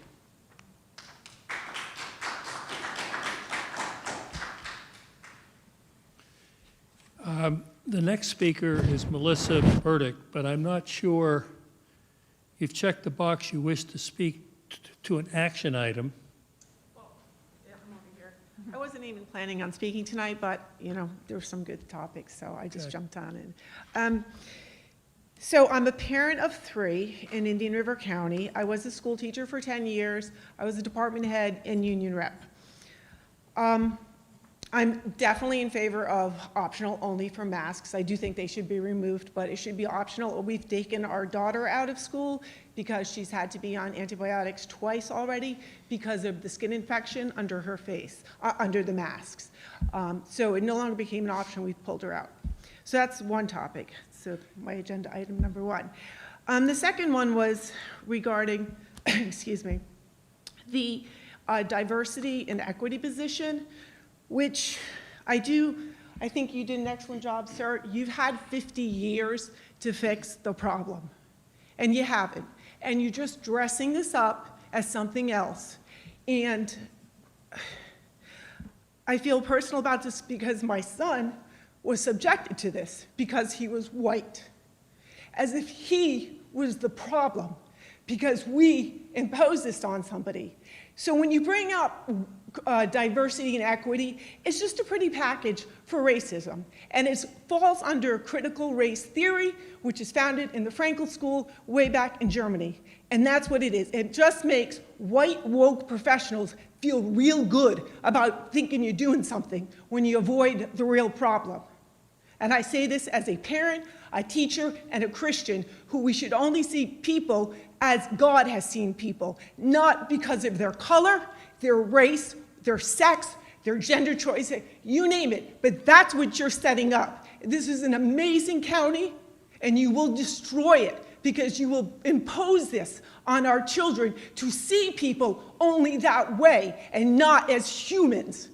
And I could also point out, you point that onto my kids, I'm going to point to each one of you because you're not very diverse. You're pretty white, and you're pretty professional, and you're pretty woke. If you implement this on us, we will come for you.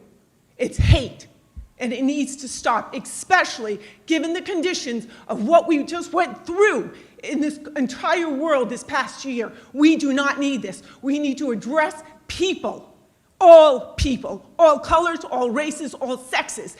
Get this crap off, and you can choose. I know this is coming from Washington. It's been imposed on the schools up north. I've seen the destruction it's done in families. It teaches hate. It's Marxism. It goes against our Constitution. It turns kids against their parents, against every foundation that we are trying to save. And those foundations which will overcome race and discrimination and bigotry. And that is on you. So as somebody else pointed out, you choose to be a hero, or you choose to be part of the problem for another 50 years. Thank you.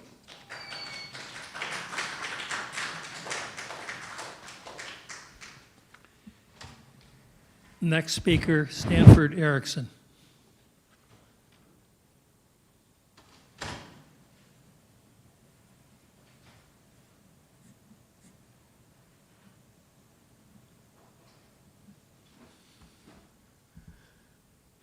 Board and Dr. Moore, I really appreciate that you sit here and listen to us.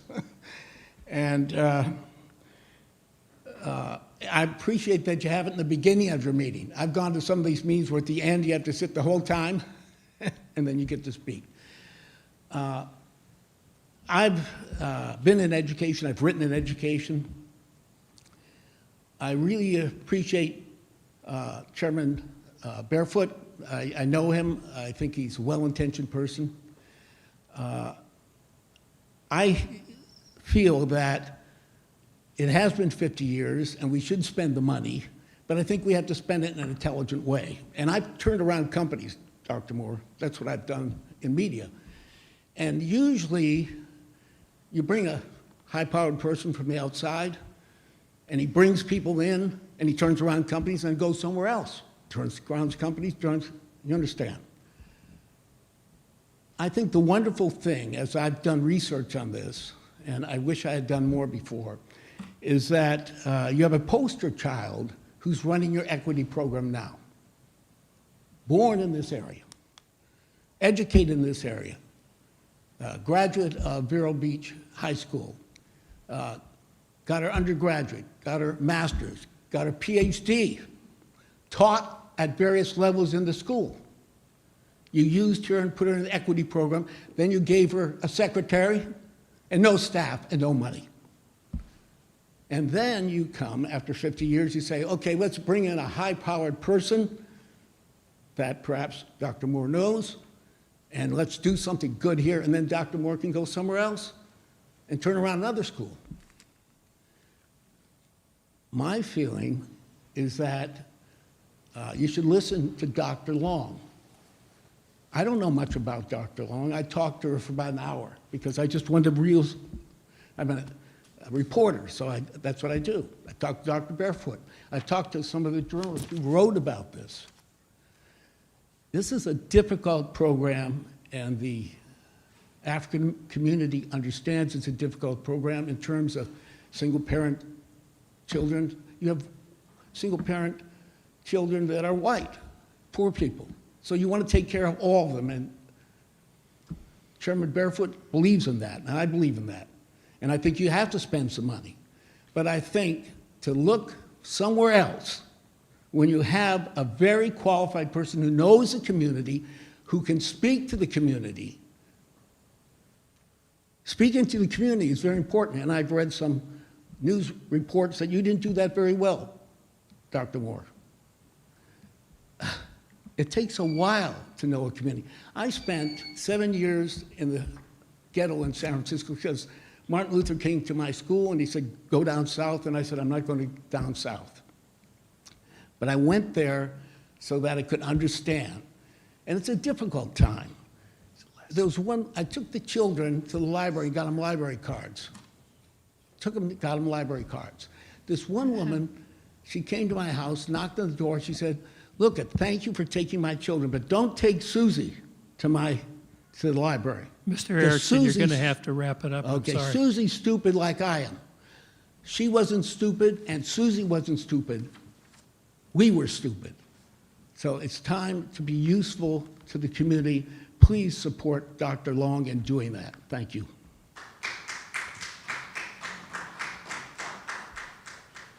That was the last speaker. We now have Mrs. Maddox. I'll turn it over to you for the email that we received. Yes, we have 2 emails that were submitted with the speaker's form. One is from Sarab Zhang. To whom this may concern, I vote to allow optional masking for our children. Requiring children to wear a mask all day is ridiculous. Children need to see smiles and facial expressions. Who truly knows how this will psychologically affect our children in the future? Stop the government overreach and leave it up to the family to decide if they want to muzzle their children or not. Where there is a risk, there must be a choice. And from Beth Heminger, hello, and to whom it may concern. I'm hoping you understand the concerns I have for children wearing masks for hours and even at all. The pandemic has been with us for over a year now. There's no scientific proof that children benefit from wearing a mask. A child's immune system requires breathing air to build their immune system. These masks are destroying this. I am praying and sincerely asking you to make this optional to wear a mask at school. I understand you have rules and regulations, but this clearly should not be one of them. Please allow our children to breathe freely with fresh air. With all due respect, thank you. That's all.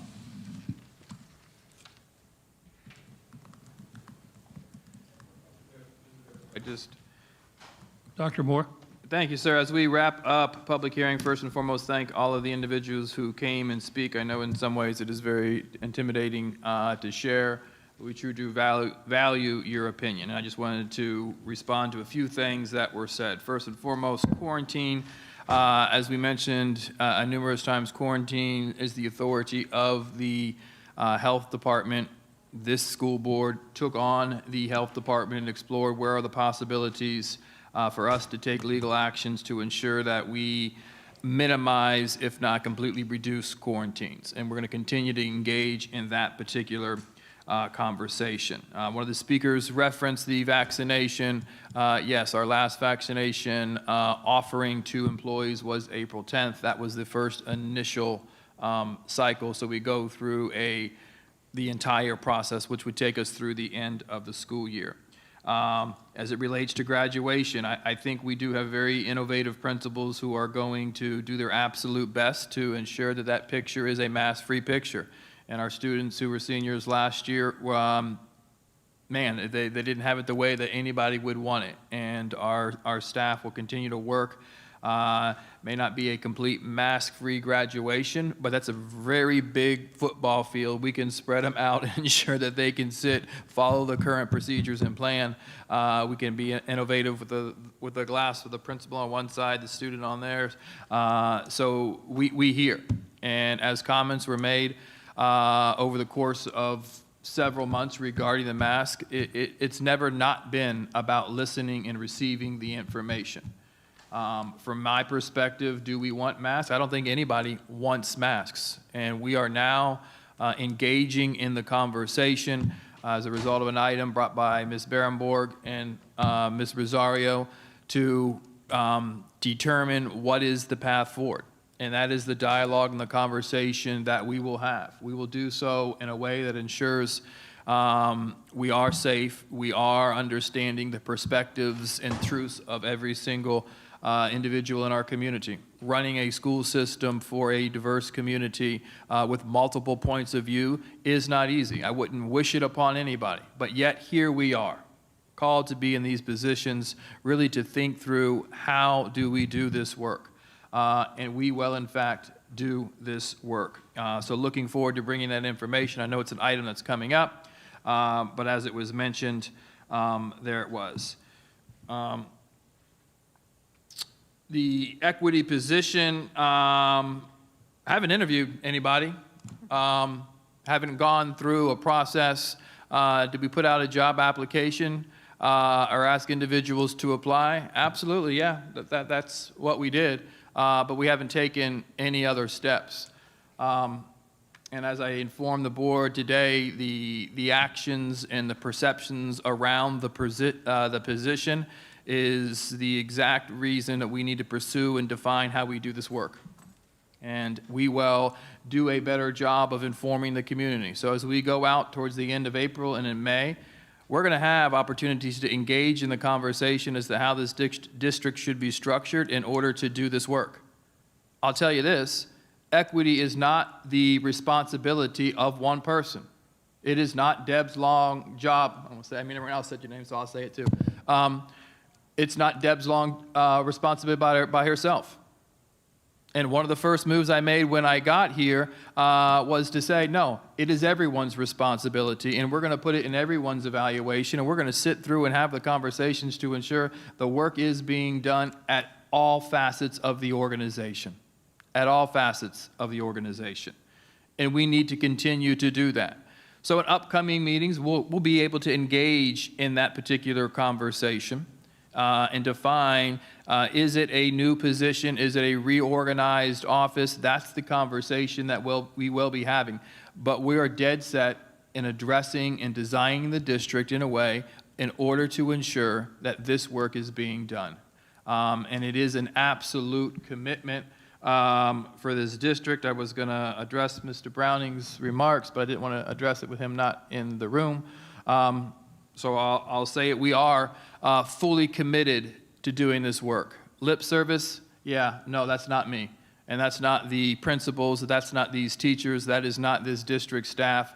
It has been priority number one, really to create opportunities to ensure all students have the opportunity to maximize their full potential. And there is serious work to do in this district. When you're in the bottom quartile, not bottom quartile, but you're underperforming in ELA performance in comparison to other districts, there's work to do. And that's absolutely okay. But when you look at our students, when you look at our educators, you know there are opportunities really to ensure that that support that they need, the uplifting that they need is being provided, the development they need is being provided in order to ensure we are one of the top 10 districts in the state of Florida, in the state of Florida, in every year within our strategic plan. So as we look at this work. Is it lip service? No. We have done a absolutely tremendous amount of work. We reorganized the district. We've created a strategic plan, as referenced this morning, I guess it was, 53 recommendations that were made by the 2019 Equity Committee have been incorporated and highlighted and shown within our district strategic plan, within the African American Achievement Plan that has been approved. And since we've developed those documents, there's been a pandemic, school has shut down. We closed March 13th and didn't opened up 10 days later. So the opportunity to provide input now regarding the work that we're currently doing, I'm begging for. I'm begging for. Am I in this work to do it? Absolutely. Is this team willing to do it?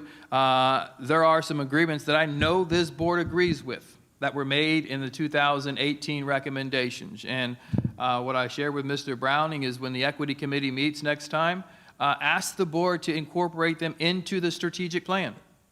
When I go into my planning and present to you, this will be the action that we take for the 2019 annual targets. That's an opportunity that embeds the work moving forward. So there are opportunities to receive feedback, engage in the dialogue regarding where recommendations we agree upon that can be incorporated into our district strategic plan. And I'm looking forward to engaging in that particular conversation as the Equity Committee begins to meet. And those are just some comments based on public hearing. Thank you, sir. Ms. Rosario? Thank you very much. There's so many, we typically do not address citizens when they come up to the podium during citizen comments, but at the end, sometimes we may, address some. There were so many great comments. I wish I could address all of them. But I will say, Paul Westcott, you caught my attention when you mentioned a different view on equity with regard to ownership. And I'm gonna look into that much more, and I'd love to have a further conversation with you on that. With regard to some of the concerns from teachers that came in and a parent in their room, I trust that we've already had a conversation, Dr. Moore and myself. I believe Dr. Moore may have had conversations with other board members on that, and he and his team are already working on addressing some of those issues and concerns, and I trust that he will, and his team, Mr. Bass, will address them appropriately. And at that point, go ahead, Dr. Moore. no, I'm sorry, but you are 100% correct, Ms. Rosario. Our teachers, our principals, our school site staff have done an absolutely amazing job in doing this work. Teaching is complex each and every single school year, but to do it in the midst of these challenges and obstacles, it is absolutely a job well done. And it breaks my heart to be in this particular reality and for teachers at a school to be faced with this predicament. But we will support and provide the needed guidance in order to ensure on both sides of the issue we can be in the best interest of children and get this work done. Thank you. With that said, I don't take lightly when parents have concerns or when teachers have concerns. I know that we are all in very, very difficult times, but I will say that the person who was mentioned as the teacher, which was mentioned at the podium, we're talking about Tiffany Justice. What was mentioned is that she was our co-worker, and she was our co-worker. She was a board member. She is no longer a board member. And there are no favoritisms. There is no issue with that regard, because I think there were some comments that were mentioning that. I will also be as transparent to say I had no idea what was going on personally, and so I don't want anyone to think that this board member either did or did not purposely do or do nothing about what occurred in the school, which is not, by the way, a school board member's job. Our job is not to get involved in the day-to-day operations of what happens at schools. It is Dr. Moore's responsibility to handle and manage what happens at the schools on a day-to-day basis. If, however, he does not handle something or have his team handle something appropriately, then of course board members will get involved if we need to. But we were aware, we were made aware of what, I was made aware of what happened, and at this point, just to address it, we are going to patiently wait for the response of Dr. Moore and his team to take care of that unfortunate situation. Mrs. Freeland, I wanted to ask you to listen to our earlier conversation. When we had the school board members had our FSBA training session earlier before the school board meeting, one of the questions, actually I'm going to pull it up, one of the questions that we were asked was to identify what we were most proud of about this district and what do we want to make sure that we preserve, protect, and keep at all costs. And there are so many things. I'm talking to you because of what you specifically said at the podium, and it really it hit the heart of my answer to this question. And the first thing that I could think of was how our teachers and our custodial staff and all of our administrators and district leadership really pulled together during this last year during the pandemic, and that was really what made me the most proudest. The only thing that came to my mind was that among one other item. But that really did make me proud to be a board member in a school district that really worked hard to open schools, really worked hard to do their best during a time that's really unprecedented. Nobody really had a handbook on how to handle these things, and Indian River County, I believe, especially under Dr. Moore's leadership, really did do a fantastic job. I know that masks are an issue, and we are going to continue that conversation in a little bit, but overall, that's what makes me proud. So thank you for that. All of you, by the way, everybody. Thank you. All right. Moving along with the agenda. We need an approval for the consent agenda. Can I have a motion to approve the consent agenda? So moved. Second? I'll second. All in favor? Aye. Aye. Motion carries 5-0. May I make a comment on that? Sure. Consent 9A, student code of conduct, there was something added to that. Could you make a comment about that? Thank you, Ms. Yes, during the workshop today, we had a fruitful conversation, and one of the items that I asked the board for permission to add was to, in page 7 of that plan, under the areas of responsibilities and of parent/guardian, to include a reference link to School Board Policy 5780. It reads as this: please reference School Board Policy 5780, student/parent rights for additional information. We're adding this because we anticipate the Students' Bill of Rights that is working through Tallahassee right now. Parents' Bill of Rights. Parents' Bill of Rights. Let me get my glasses fixed. If that item is approved, and even if it's not, we have the opportunity to reference this policy and create our own Parents' Bill of Rights, which will be a sister document to this, but that is the foundational document, which is the policy. Ms. Rosario. Dr. Moore, we also added the extracurricular activities to the 10th bullet under the parents' responsibilities. Through the chair, yes, we did.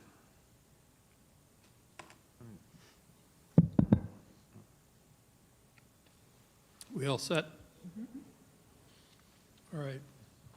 Next action agenda item. This is a public hearing on English language arts instructional materials adoption. This item deals with adoption of English language arts instructional materials.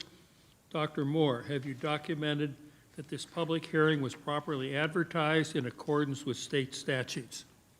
Through the chair, yes, I have. All right, we're now going to recess this meeting, conduct the public hearing as advertised. The public hearing is now in session. Dr. Moore, are there any written responses to the advertised public hearing to be read at this time? Through the chair, no, there are not. To the public, public's invited to address this issue at this time. Is there an individual representing an organization or his or her own personal or public interest who wishes to speak?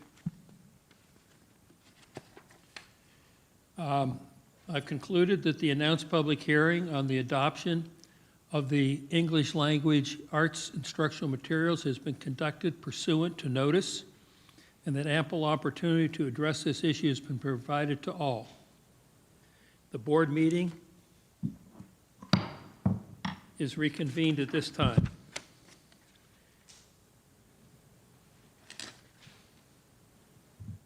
Just want to make sure that I did everything properly here.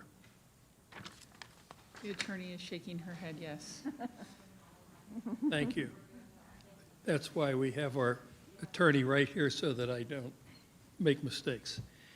All right, the next action agenda, the approval for the creation of a plan to make face coverings optional and reduce quarantines. Mrs. Barenborn. Yeah, before we do that, on the last action item, because we really didn't vote on it, but it's action, so are we supposed to vote on that? Because it's just out for hearing. I have a question about it, though. Can I ask my question now? Sure. Okay. And I'm looking at all the attachments on there. I know originally we had talked about Amplify, and then in my one-to-one meeting, which I'm sure you've had those same conversations with everyone else, that did not make the state adoption list. So are you, because it still says Amplify on here. So what are we going with, Amplify or HMH? So through the chair, initially the committee did vote to recommend Amplify as the elementary product. The state adopted list came out, so we have paused that. We did want to provide the opportunity during a public hearing for the public to give their opinions about the Amplify. The committee has subsequently reconvened and voted to recommend HMH as the product, and so that is the product that is under public review right now for 20 days. We will be bringing an item for public hearing for HMH to receive any comment from the public on the 27th, and then we will bring a proposal to the board for the final product to be adopted after all of that is concluded. I would say right now, given the fact that HMH is on the list and Amplify is not, then that's clearly the direction we would go.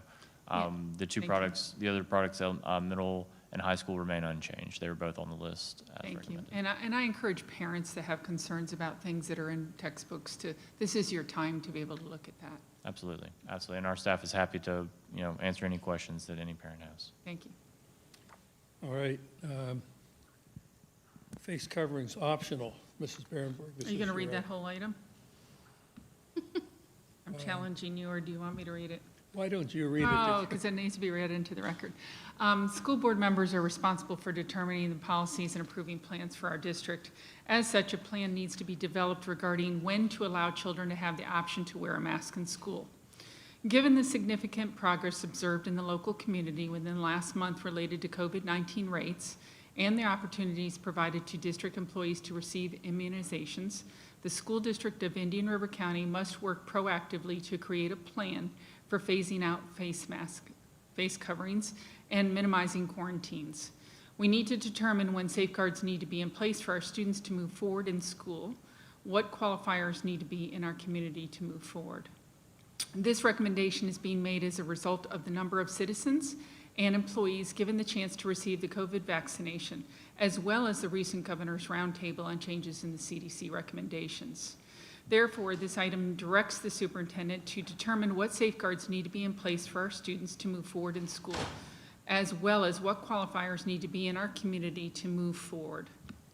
The discussion points that I put on there were opportunities for vaccines and vaccination rates, changes in CDC recommendations. And I want to be clear about the vaccination and vaccination rates. I'm not talking about students, okay? Changes in CDC recommendations, community and school COVID-19 rates, guidance from local health professionals. Thank you, Dr. McCain, for being here today and speaking. I didn't know you were going to speak. Nice to see you. Safeguards in place. The superintendent will provide a presentation to the board during the April 27th workshop. The superintendent is encouraged to invite any local experts that could provide additional insight regarding the district's plans for phasing out face coverings and quarantines. This presentation should include recommendations on face covering requirements, as well as quarantine guidance for summer programming, as well as any modifications to the SDIRC Save at School plan.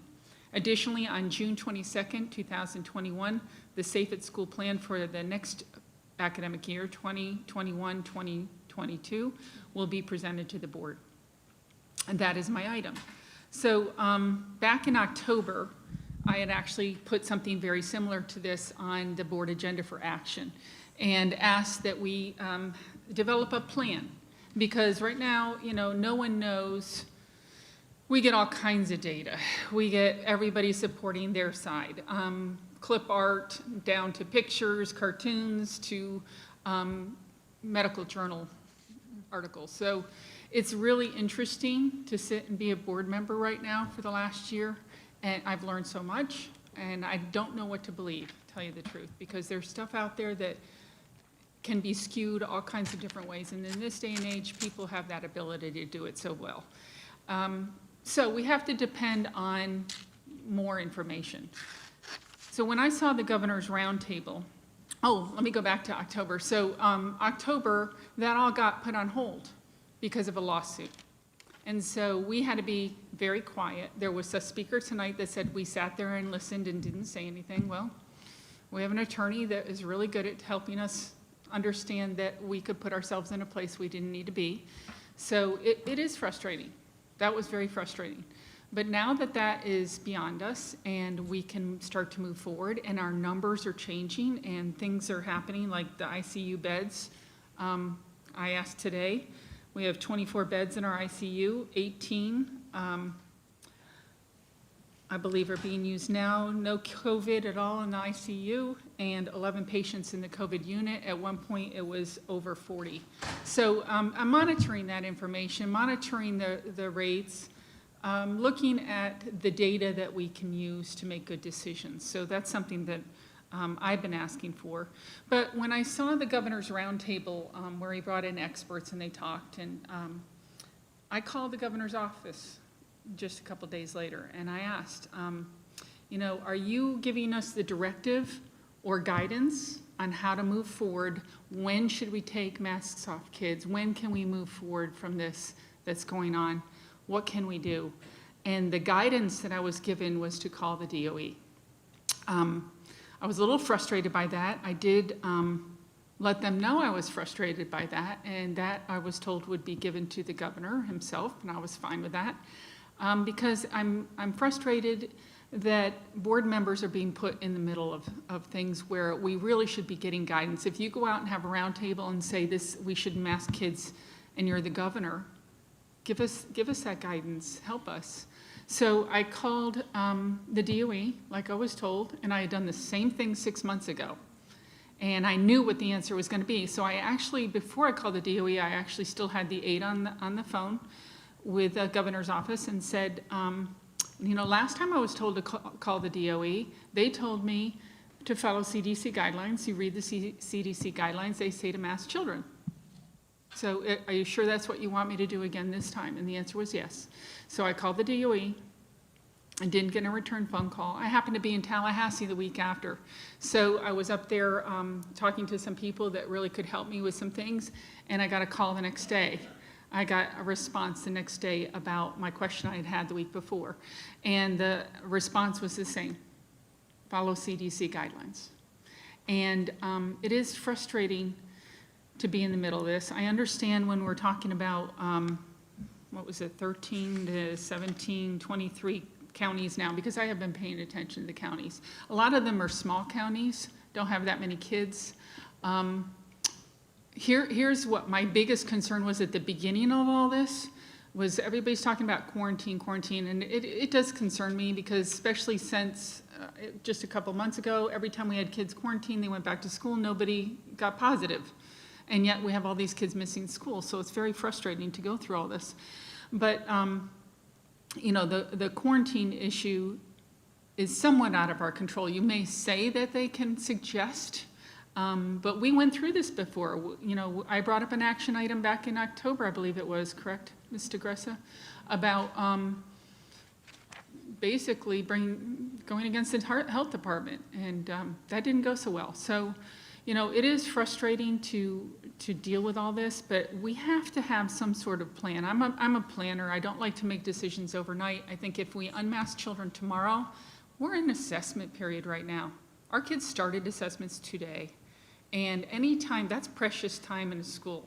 You know, we don't let anybody disrupt classrooms and students, because, you know, all that hard work that the teachers have done, we can undo it like that. And that's not fair to the teachers that have been working so hard with kids.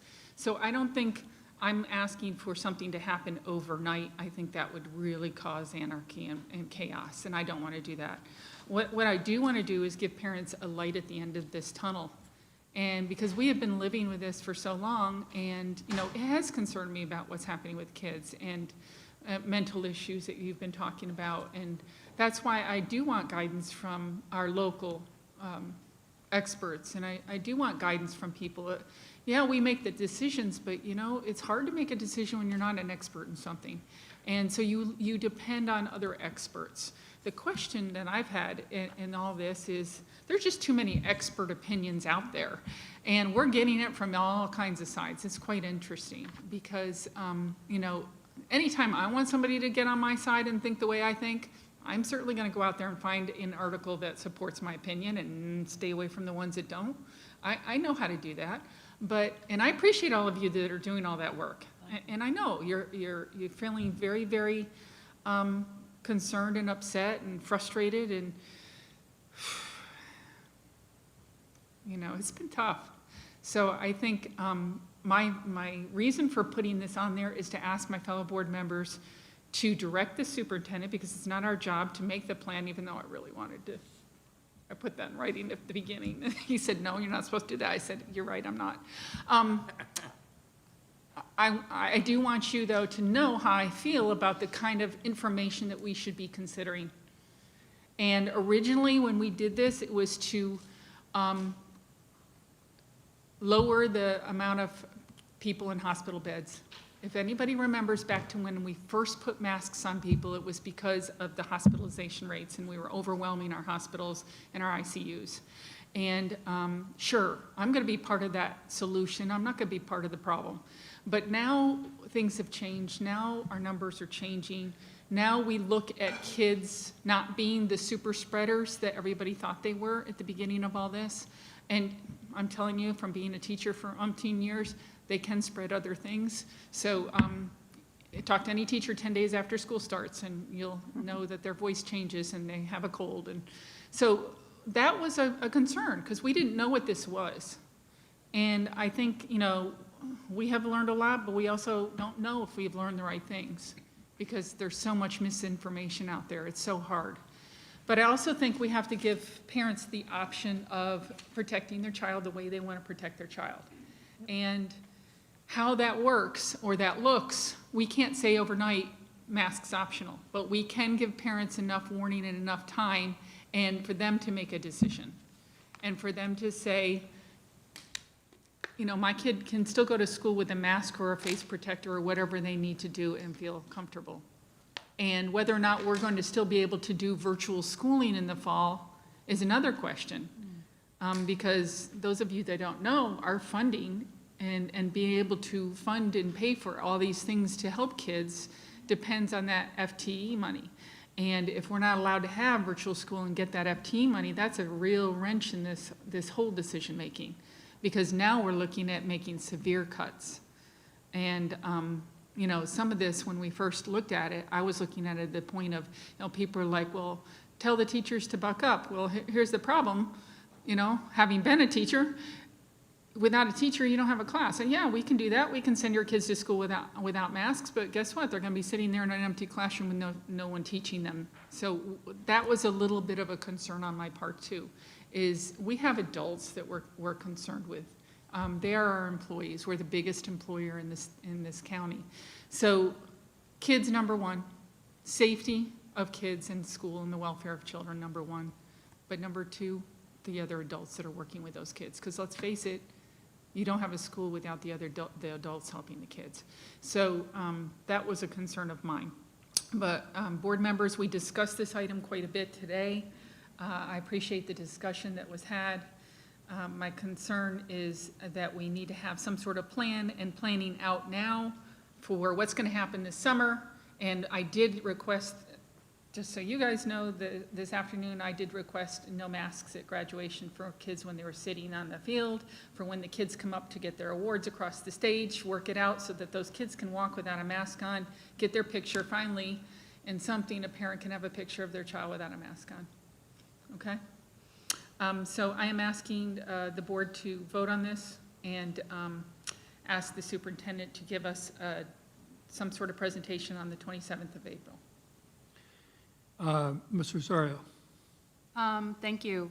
For those of you, as Mrs. Barenborg just mentioned, if you hadn't had a chance to listen to our earlier discussion, I really highly encourage you to do so. So this way you will hear what every single board member has said, and rather than us having that whole discussion once again, I just wanted to add to what Mrs. Barenborg mentioned were new CDC guidelines that I shared.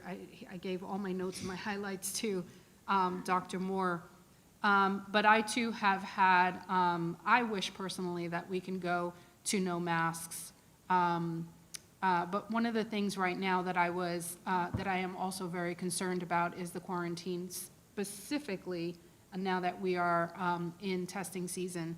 And new guidelines that were provided by the CDC really outline what close contact means, and that quarantine, people who are quarantined or students and teachers should quarantine unless they are, and I'm just going to read this out loud again because this is important, unless they are fully vaccinated or have tested positive in the last 3 months and do not have any symptoms.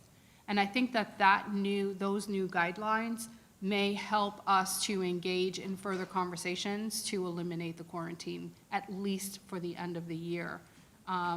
We should not,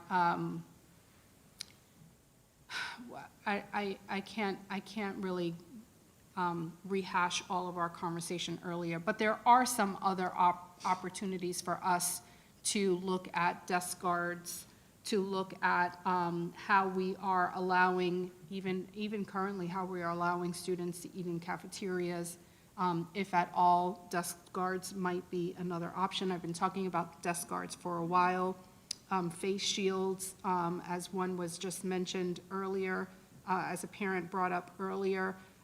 There are other options for us to look at in terms of how we get our momentum going to become optional mask, an optional mask district.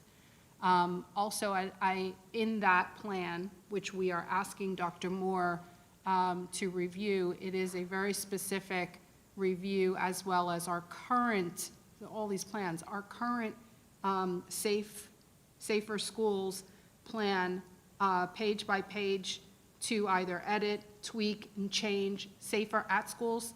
Safe at School. Safe at Schools, okay. Because there are some things that are written in that plan now as it is with regard to 6 feet, whereas CDC is now offering 3 feet. And so we have to change that. Things have to change within our current plan regardless. So that's part of the request that the board asked of the superintendent earlier today to be presented to us at the end of the month. I just wanted to bring to the attention these items. And Dr. McCain, thank you very much for coming today. A medical opinion here at the podium is extremely important. I spoke with several doctors and pediatric dentists, which we encouraged Dr. Moore this morning to invite to become part of the new panel to provide input on what that would look like moving forward for us. So I think that's it. Anybody else care to?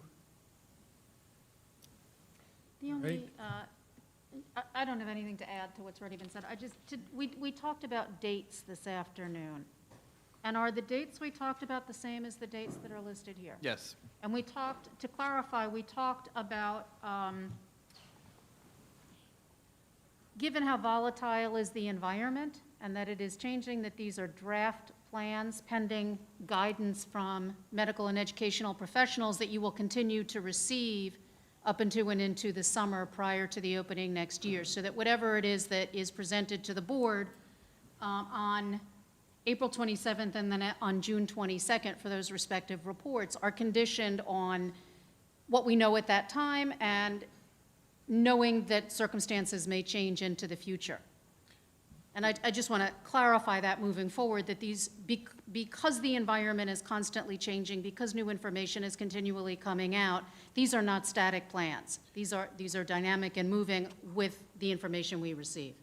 That is correct. And to bring context to it, my concern, the reality on August 10th when we open school is going to be significantly better, God willing, than on June 27th, and trying to afford us every opportunity to move us to where I think we collectively all want to go with the appropriate amount of time, which is the rub, in order to allow parents to make decisions. So declaring on, I think it's June 22nd, June 22nd, this is the latest information that's available right now. Here is our intention. As you said, we will continue to look at it, and maybe we could even identify if conditions A, B, C, and D exist, then we will go to, another option. Those are all things that we need to explore over the course of the next month. I have a question.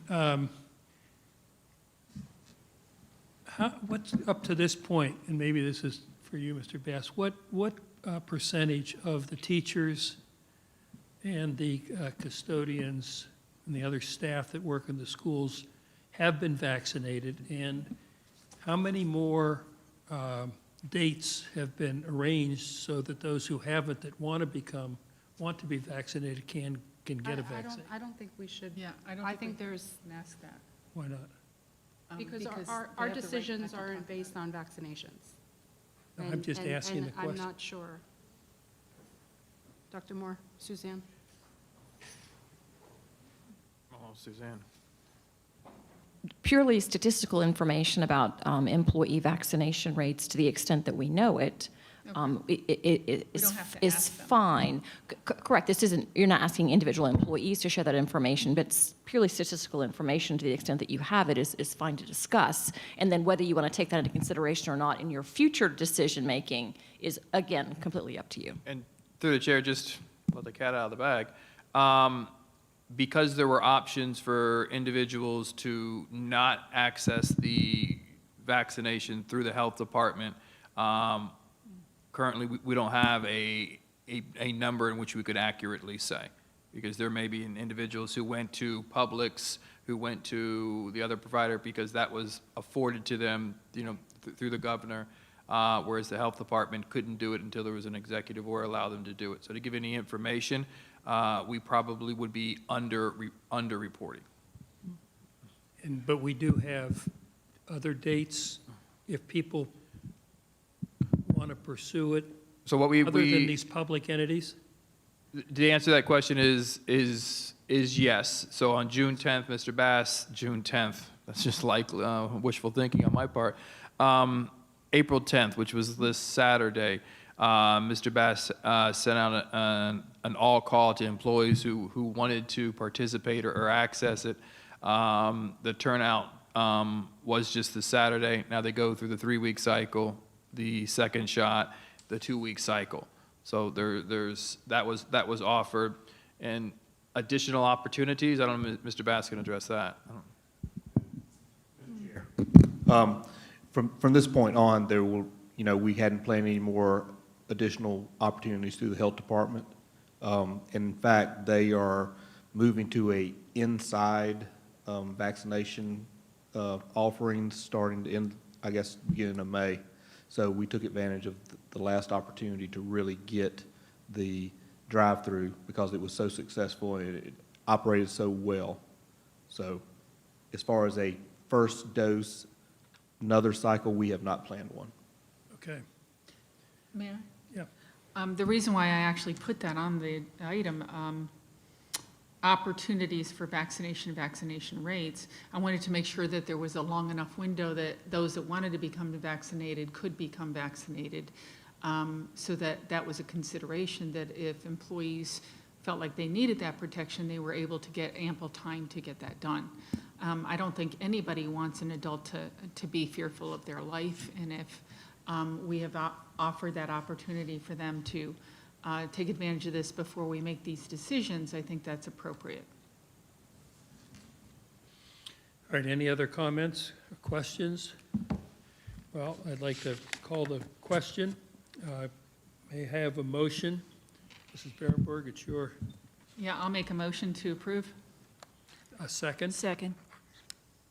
Any further discussion? All in favor? Aye. Aye. Motion carries 5-0. Thank you.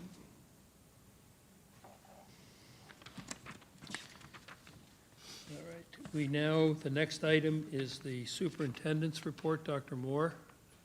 No report this evening. Okay. The next item, I put on and this is a discussion item, it's not an action item. If you recall from our last workshop, not today, but a few weeks ago, we talked about creating something on the website where and frankly, I don't remember exactly the specifics of the conversation. Maybe I'm getting older. I just had another birthday, but. And happy birthday. Oh, thank you. This week, I know. But I think the purpose of this was there a way to, in place, for the community to email board members in one location on the website, as opposed to perhaps the way it's now where we all get individually. But I'm not, to be perfectly honest, I don't remember the specifics of the discussion. Does anyone, if not, we'll just move on. I remember it. Do you? Go ahead. Yeah. We had brought it up as when we have our board training, that's also recorded. In our last board training, we had one today, but we had another one a month ago. And it was brought up as a suggestion to make things easier for people that wanted to contact us. Instead of having to type all our names, because I know Berenborg is long and Rosario is not short. And so instead of finding all our emails and writing them all, one blanket place to be able to email everybody at the same time. So that was brought up. I think, I'm not sure who brought it up, but I thought it was a good idea. So I think that's why we said it has to go on a board discussion. And if that's the will of the board, I don't see it, providing a link, email your board members, you would click and it would allow you to make that happen. I think it's a relatively easy step if that's the desire of the board. So, sorry. So would that be like a school board info at Indian River Schools that would come directly to all of us? Or would that go to Nancy, who would then forward it to all of us? How would that reach us? The way I recall the conversation, it's just a convenience to our community rather than going through and was it Barefoot? Is it Rosario? Email your board members and it will send it sets the email up directly for the community member to provide that information to board And members. that would be forwarded directly to us without Link to your email, right, an administrative intermediary. right. Mr. Rosario, you. Just for a point of clarity, is the option to email a group option for all of us together, or individually and/or as a group? It could probably be done either way. You can click all and we all get the same one, so someone doesn't have to type in each name, or if they have a specific email they want to send to any of us individually, they could identify that. I'm sure it can be set up that way. I think the best plan of action is for Mr. McDonald to come and give it, here are your options, A, B, and C. I would prefer to go to all board members so you see all board members, because typically board member behavior is, this was sent to me, please send to other board members. And you guys not knowing that would kind of make your lives a little bit more complex. But some people would want to send it to one particular person. Well, that can be there as well, and that's there for them now. If they wanted to click on, when they go to the board members page, they have the opportunity to access each individual email. This is just, rather than clicking 5 different times, one time into 2 different platforms. Yeah, I have definitely received emails that have been targeted to me and another 2 board members that have very intentionally not gone Right. to every, so it's tricky on how that works. There are some people who want to communicate to one or another board member very intentionally just to those 2 or 3 or 1 or. Well, we could be very intentional in our verbiage. Sure. This link sends email to all 5 board members. If you want to address them individually, please visit their individual page. I think if Mr. McDonald comes and makes sure, he can just show us exactly what can be done, and then we can decide. It's not necessarily for our benefit, it's really for the communities. So, Mr. McDonald, if you're watching, right now.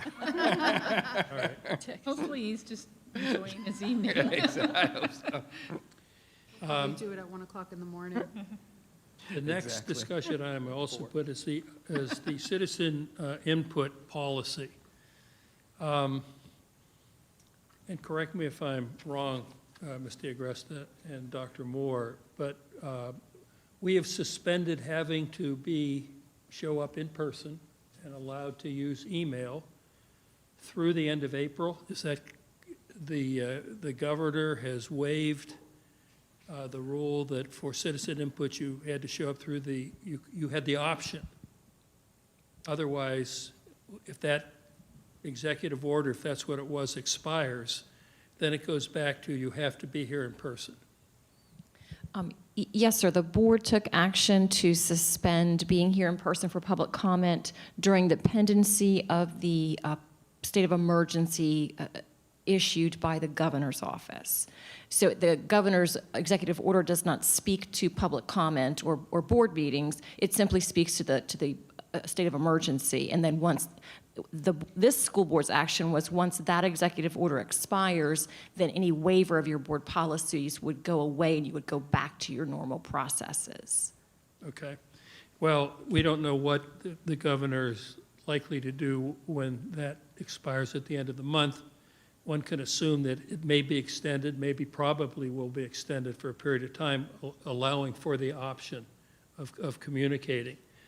So that's one thing that, and perhaps we just wait and see whether or not it's, I mean, we could go around and around to the pros and cons of it, but perhaps we ought to just wait. The other question is, and it came up today in Master Board training, and I believe we've discussed this in the past, is that citizen input early in the meeting, when it lasts a long time, and fortunately, in the recent past, for the new school board, at least for Dr. Jones and I, we've not had to be here until all hours of the evening. But the business of the business meeting is the business of the meeting. And sometimes you get the sense that if the citizen input, it goes on, that you really don't address and don't give sufficient time to the actual business matters that are on the agenda. So the option, of course, and I believe the facilitator this afternoon referred to that, is some districts put citizen input at the end of the meeting.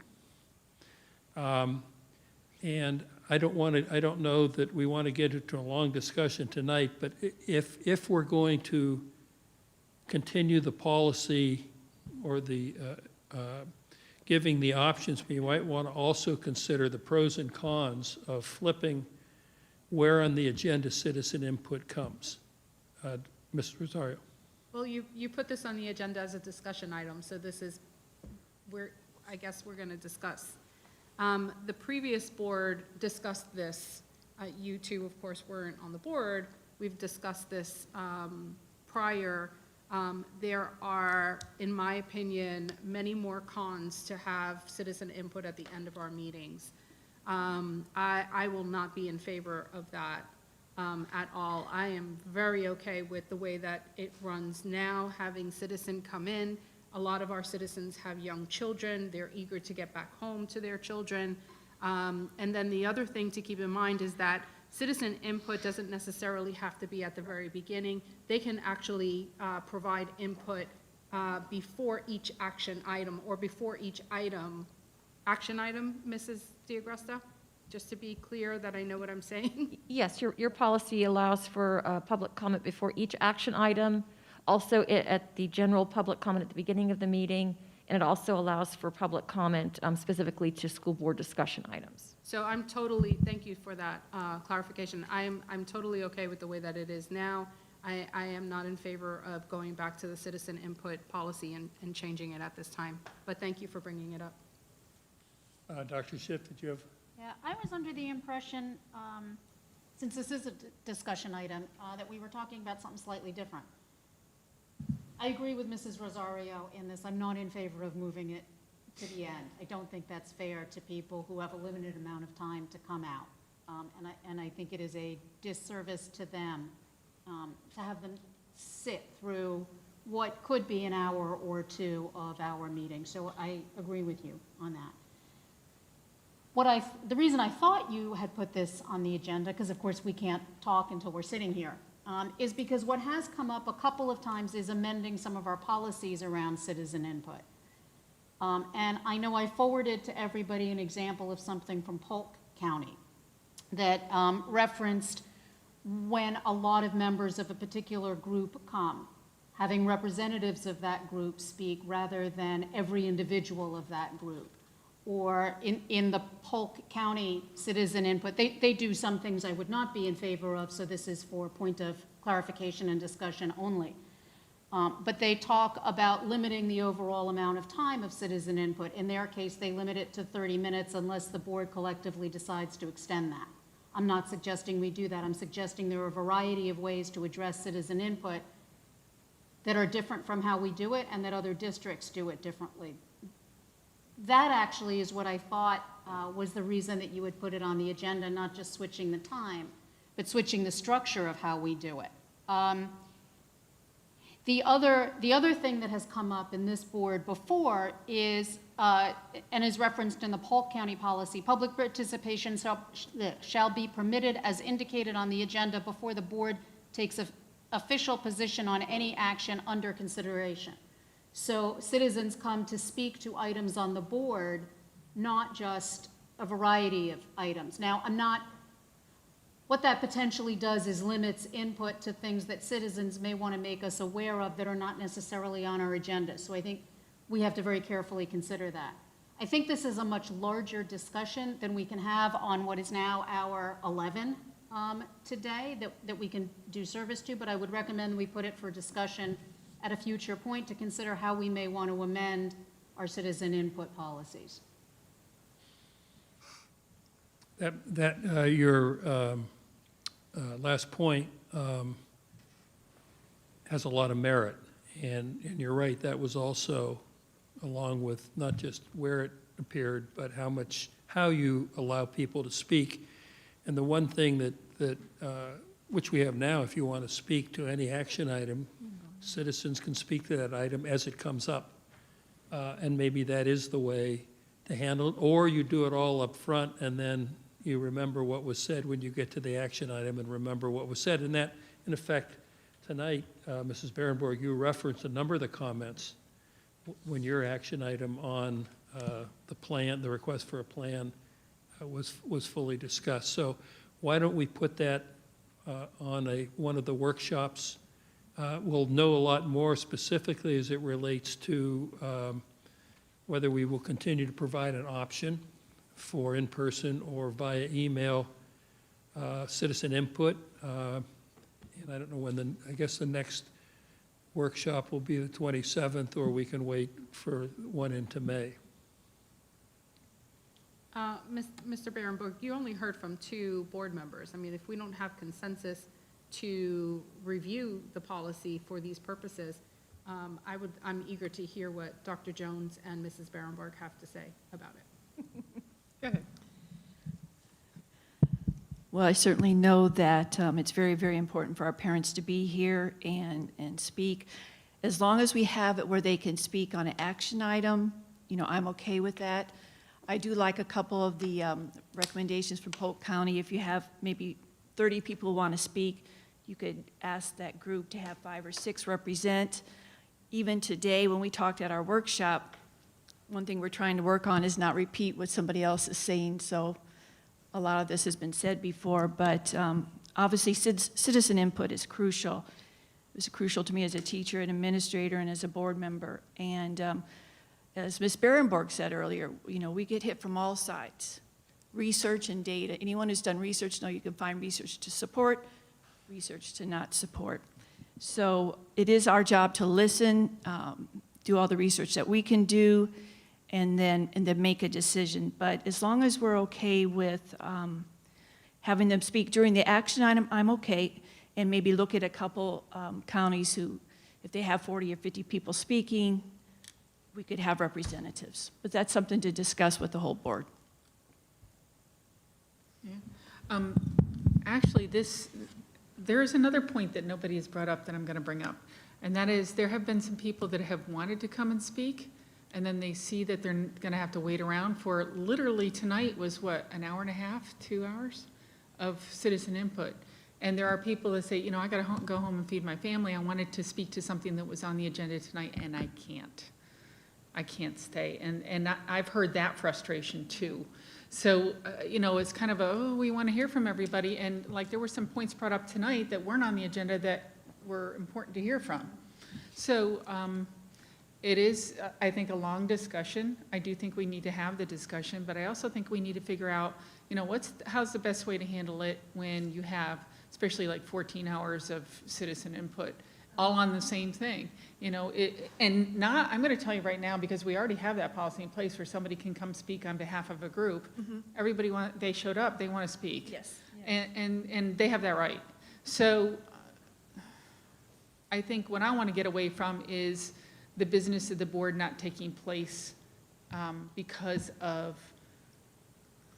and I'll just put it out there, sometimes some people come just to speak to the camera. And that's happened before on different topics. So if there's something on the agenda they want to speak to, I want them to be able to tell us so that we know information before we vote on something. But I also think that if there's not something on the agenda right there, then maybe the other place for that is either at the end of the meeting or we reserve a certain amount of time for those. And I have seen other boards that do that. They say, okay, if it's an action item, here's citizen input for action item, and then we have a certain amount of time, and if you're first coming in and you in the door, that's why the timestamp is there, then after 45 minutes, it's cut off. I have seen other boards do that. Because I did ask, when I was up in Tallahassee, I met with FSBA, and I said, hey, tell me about other things that are going on around the state, and this is a problem in lots of areas. There are some boards whose meetings have gotten hijacked from people that want to come in and talk about national problems, and they're bringing it to this stage. And so it is frustrating because you do want to hear from everybody, but you want to make sure that what you're listening to is something you can actually do something about, and you have a vote for it. And sometimes we can't change national politics, so I want to make sure that we're staying to the point and being fair to people that came to speak and then realize they got to go home and feed their family and they can't speak because there's too many speakers. I'm sorry, Dr. Sheff. In addition to that, because I think it's important, as you mentioned, there were things that were spoken about tonight that I'm really glad that teachers came out and spoke. Teachers don't often come and speak at our meetings, and when they do, it's significant, it's noteworthy. I acknowledge them for doing that. And I wouldn't want to limit that because it wasn't on our agenda tonight. That said, there's something in the Polk County policy, too, that I would like us to adopt some version of at some time when we have more discussion, which is The presiding officer may, 1, interrupt, warn, or terminate a participant's statement when that statement is too lengthy, personally directive, abusive, obscene, or irrelevant. Request an individual to leave the meeting when that person does not observe reasonable decorum, et cetera, et cetera. I won't go through all of it. I appreciate the passion with which people speak. I also appreciate that it is hard to have certain things sort of thrown at us with a lack of respect, with a lack of decorum, with anger, with bitterness, with vitriol. And it's our job to sit here and take it, and I will never respond in kind to anybody that way up here. But I do think that it is appropriate of us to have rules about that. And I think it's worth talking about how we do that. Can you maybe, Mrs. Poisel, or when Nancy gets back, circulate a copy of that? I did. You already got it. Did I get it? You did. I'll send it again if you like. I probably. It was sent to you on and I Friday, don't know April if- 9th at 12:55 PM. Okay. But I'm happy to send it again if you'd like. By the way, there's another, I think is it Orange County that has a different citizen input? Do you know, Mr. Gresta? Yes, Orange School Board also has a different structure for its public comment. That was one the FSBA told me about too, so that might be one we want to look at. If you know of any other besides Orange County, it'd be useful to see, we could maybe cherry pick some things, as Dr. Schiff says, that would really enhance ours. Although I have to admit, when I saw tonight the number of citizen requests to speak, it actually went pretty quickly. And it was informative, as Dr. Schiff just.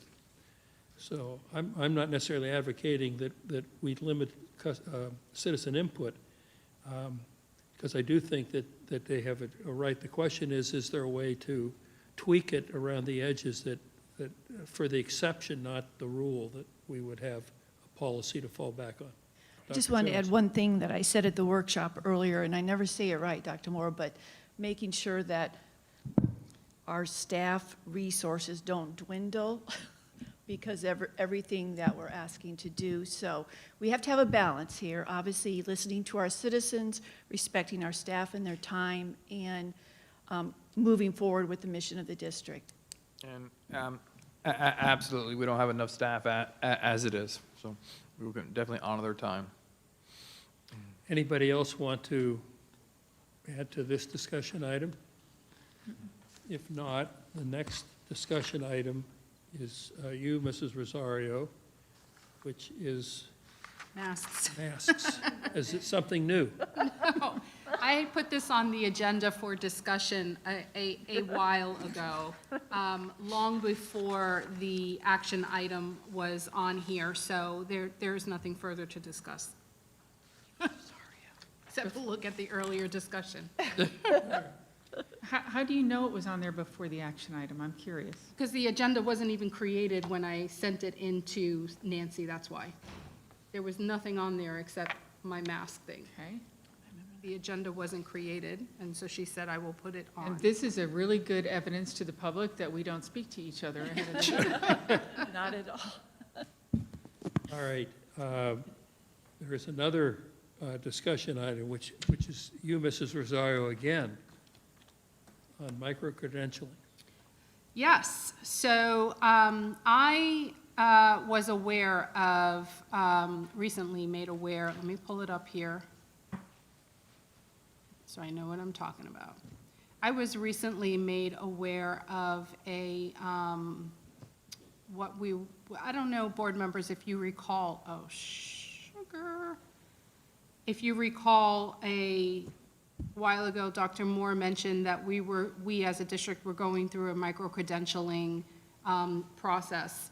And so it was made aware to me what that was. And so I requested access to part of whatever the micro-credentialing has become or is in the process within our school district. I have some concerns over it, and I brought it to Dr. Moore's attention, and I'm grateful for him and his team looking into it. there are several modules within the micro-credentialing process. The first one being courageous conversations, but not moving forward because it's a 60-hour credentialing process. Still, as I was researching what micro-credentialing was, in my mind, the first thing that I thought of was a way to, I guess something with regard to onboarding. This is just my initial thoughts. A way of onboarding someone and making sure that we are hiring the best qualified candidates in terms of maybe licensing or certification or expertise, areas of expertise. So that's really what I was thinking of. What I've come to realize is that micro-credentialing is something that is really, I guess, the up-and-coming mini courses. I suppose I can say it like that. They're like mini courses created, personalized, and flexible for educators, and many of them should be performance-based so that teachers have an opportunity to really fine-tune their craft, and so that they can, without actually going to a college or to a university to take a college course, they can do it through a micro-credentialing course. It's actually pretty interesting. I'm very interested in it, to be honest with you. So in talking with Dr. Moore and with Mr. Meyer, I suppose at this point I would just ask, I wanted the board members, I put it on as a discussion session because I'm not so sure that you all are aware of what that was. When Dr. Moore mentioned it, I just assumed that it was what I thought it was, and it really, it wasn't. So I put it on here so that we're all aware of that. And I would like to ask Dr. Moore if you could put together a presentation for us so that we know a little bit better of what that is. It's really part of professional development, and I'll just hand it over to you. Thank you, Ms. Rosario, and we will put that together, that presentation. You're right, it is being flexible and nimble as educators, how they receive information while at the same time giving them credentials. So being very specific to individual needs, and then combining themes or topics over the course of an extended amount of time, really to continue to grow them. So this is something that we will continue to explore. Looking forward to bringing a presentation to the board on how we're really going to take, long-term professional development and really break it down into small chunks that are very specific in terms of the course of time, very specific to the reality in which individual educators live, so they can design their own path and choose which professional developments they have. So flexibility at the school site, flexibility at the district rate. So looking forward to bringing that presentation with what we're currently doing, how it's being implemented, as well as other opportunities to be more flexible and nimble around professional development. Thank you. And I'm going to open it up to board members' input on this, but some of the areas, for obvious reasons, that I think would be really fantastic for us, letting Dr. Moore know, of course, or opportunities for these micro-credentialing mini courses, really around some of the areas that you mentioned this morning, and I wrote many of them down, even through our discussion: academic reading proficiency, AP and advanced course offerings. How can teachers and school staff actually provide opportunities for students in these areas, opportunities for access to scheduling, or specific scheduling, coursework scheduling, academic academies, after-school clubs and activities. I mean, there's so many different ways to provide it. Teacher subject area specific mastery, small learning communities, common planning, obviously around equity, and of course, Treasure Coast Technical College and career readiness opportunities. So there are so many ways that we can actually focus, and I'd love to see us focus and create micro-credentialing in these areas because they rightly align with our strategic plan and where we want to go. Absolutely, and really combining the needs. So one of the things that Ms. Basura is leading this work is how we define we're recreating our school improvement plans. And one of the processes that we'll go through in that is for schools to identify which strategies they're going to be using. And we'll have the ability, because it's our own plan, to define which schools are looking at what specific strategies. And then us as a district, we now know exactly what our teachers and principals are saying that we need. So it becomes this bottom-up approach versus this top-down approach, really having the opportunity to listen to what our teachers want to develop them inside their classrooms.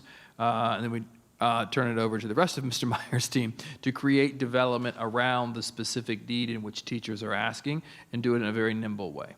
So looking forward to bringing that presentation. Anything further?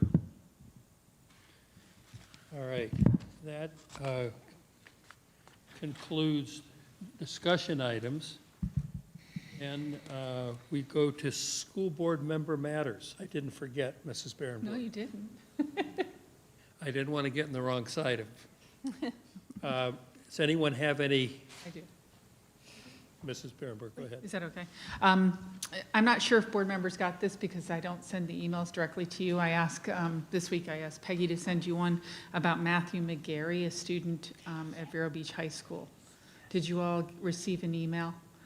Say again? Matthew McGarry is the only child of Sherry McGarry. I did not get it, but I know the Okay. story, not from you, but. Yeah, there's an email. I asked Peggy to forward it to you about that. There is an opportunity for anyone to donate towards a scholarship for him. This young man lost his father on April Fool's Day. Only child. His mom died of COVID in the district in January. So there is a way to give money towards a scholarship fund for him. And Tony Coons at Vero Beach High School is collecting that in the name of Matthew McGarry. Superintendent, I forward it to you as well if you wouldn't mind getting that out to whoever you think would be willing to do something for this child. He is a scholar at Vero Beach High School, and he is pursuing a computers. He wants a computer degree in something with computers at IRSC. So that's an email that I forwarded to you guys about an opportunity to help a student that, we have a lot of needy students, but this is a child who his both parents have been deceased in the last 2 months. Now he's an only child without parents, and and his mother was one of our employees that died of COVID. So I think that that's a real unique opportunity for us to support a young man and show him that we are Best by Kids.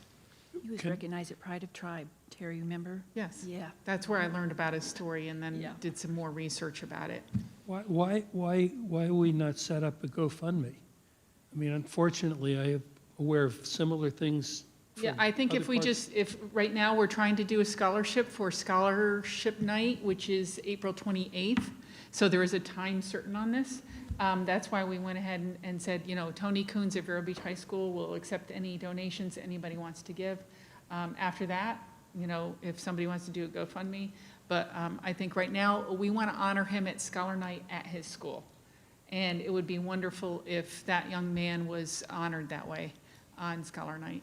Can I, sorry, I'm not at the mic. I've been sitting in this chair for 11 hours now. I gotta stand up. Could we make sure not only that we get that email, I'm sure it's been a busy week. Also, is it appropriate, is that anything we can push out through social media, through our own social media? If not, I would encourage all board members to push that out. I don't know if it's something that we can do as a district that may open a Pandora's box, but. Here's the one caveat to that, and I will say this because I was given the permission to say it. He is a child with a disability. I did mention that in the email because I think him being able to overcome that disability and become a scholar is amazing. So I'm not quite sure if people want that way out, but I was given permission to give that out to employees, board members, and things like that. Can I go on with my members matter, or do you want? No, I just wanted to, I don't know if it would be Dr. Moore or someone else. I mean, has anyone thought to reach out to IRSC? IRSC offers scholarships during scholarship nights and multiple. Yeah, they do. They have the ability to do full scholarship, actually, and they've done it before. This might be one So opportunity, I as have well a as meeting with our- him tomorrow, so I can address that As well with as them. our Ed Foundation. That's Yep. what our Ed Foundation is for, right? Mhm. If we have a need, we reach out to them and we let them Absolutely. know what the need is. So my other items, thank you, board members, for feeling the same way I did about this young man. You know, we hear lots of stories about kids and what they're going through, and it breaks your heart. This one just tore me up. And so having the fact that his mom was an employee, I think, is why I brought the item on here. I attend, for the last 2 months, I've attended Nemours monthly webinars, and I don't know if you've gotten that invite. But I attended this last one, was quite interesting. As a matter of fact, Dr. Moore, I didn't get a chance to talk to you about it, but the expert on this one was really good. It was about human trafficking and the things to look for, the kind of the indicators for teachers and adults to look for on children that are being trafficked. So I'll get with you about maybe perhaps having that person speak. She was powerful. So Nemours has really good speakers and really good topics. So that was a good one that I listened to. I got to visit several schools this week, and mostly because I went for assistant principals thank you, which was nice to do. I know they really enjoyed their little bar of chocolate, but it was nice that they got some sort of recognition and, you know, in front of the cafeteria, kids woo-wooing. It was cool. So it was nice to be at Oslo. Oslo, that's where I learned a lot about him. Matthew was at Oslo because that's where his mom worked. So anyway, it was nice to go to the schools I got to go to, and I know I saw other board members at some of them. Scholar Night at Vero Beach High School, it was, not only is it great to go to that event every year, and it seems to be longer and longer and more kids, which is a good thing, but what I noticed this year was the inclusiveness. Yes. And I didn't see that before. And I know you commented on it, Dr. Schiff, too. It was wonderful to see kids who may not be what you consider the scholars of this school. They worked the hardest that they could do and get the grades that they needed to get in their classes to be able to be scholars. And the way they beamed and ran across the stage, I thought that was awesome. Also, I attended with, I saw Dr. Jones there as well at the Unified Track Meet. Again, another inclusive event that was wonderful. And not just inclusive, but it had kids that were helping other kids that, kind of like the inclusion dance. Yep. Kind of the same thing, you know, and it was really nice to see the partnership between kids that may not be included all the time and kids that were track athletes all the time. So that was nice. Superintendent Student Advisory Council end of the year celebration, several of us went to that. And what I thought was unique about it, first of all, it took place, which I haven't seen that before, that we actually thanked the kids who you've gotten to know and get advice from and be pelted with questions and suggestions, and I thought they were awesome. Those kids are awesome. But I think what was great is that they actually got to see a review of what they asked for, if it's been put into action or not, and why, and how it was put into action. And I think that was the part that, you know, several kids commented on how nice that was, that when we say something, it's actually listened to and followed through with, because, you know, I commented somewhere else that, you know, I've been on boards or groups and committees, and it's just a we meet to meet checkbox, and it wasn't, you know, something that was really, your opinion was valued. And I think the kids actually had their opinion valued, so I appreciate that. Thank you for your staff for being there and doing that for the kids. That's all I have. Dr. Jones. Thank you, Mr. Barefoot. I was scheduled to attend the African American Student Council meeting, but they switched it to today, and I couldn't be there.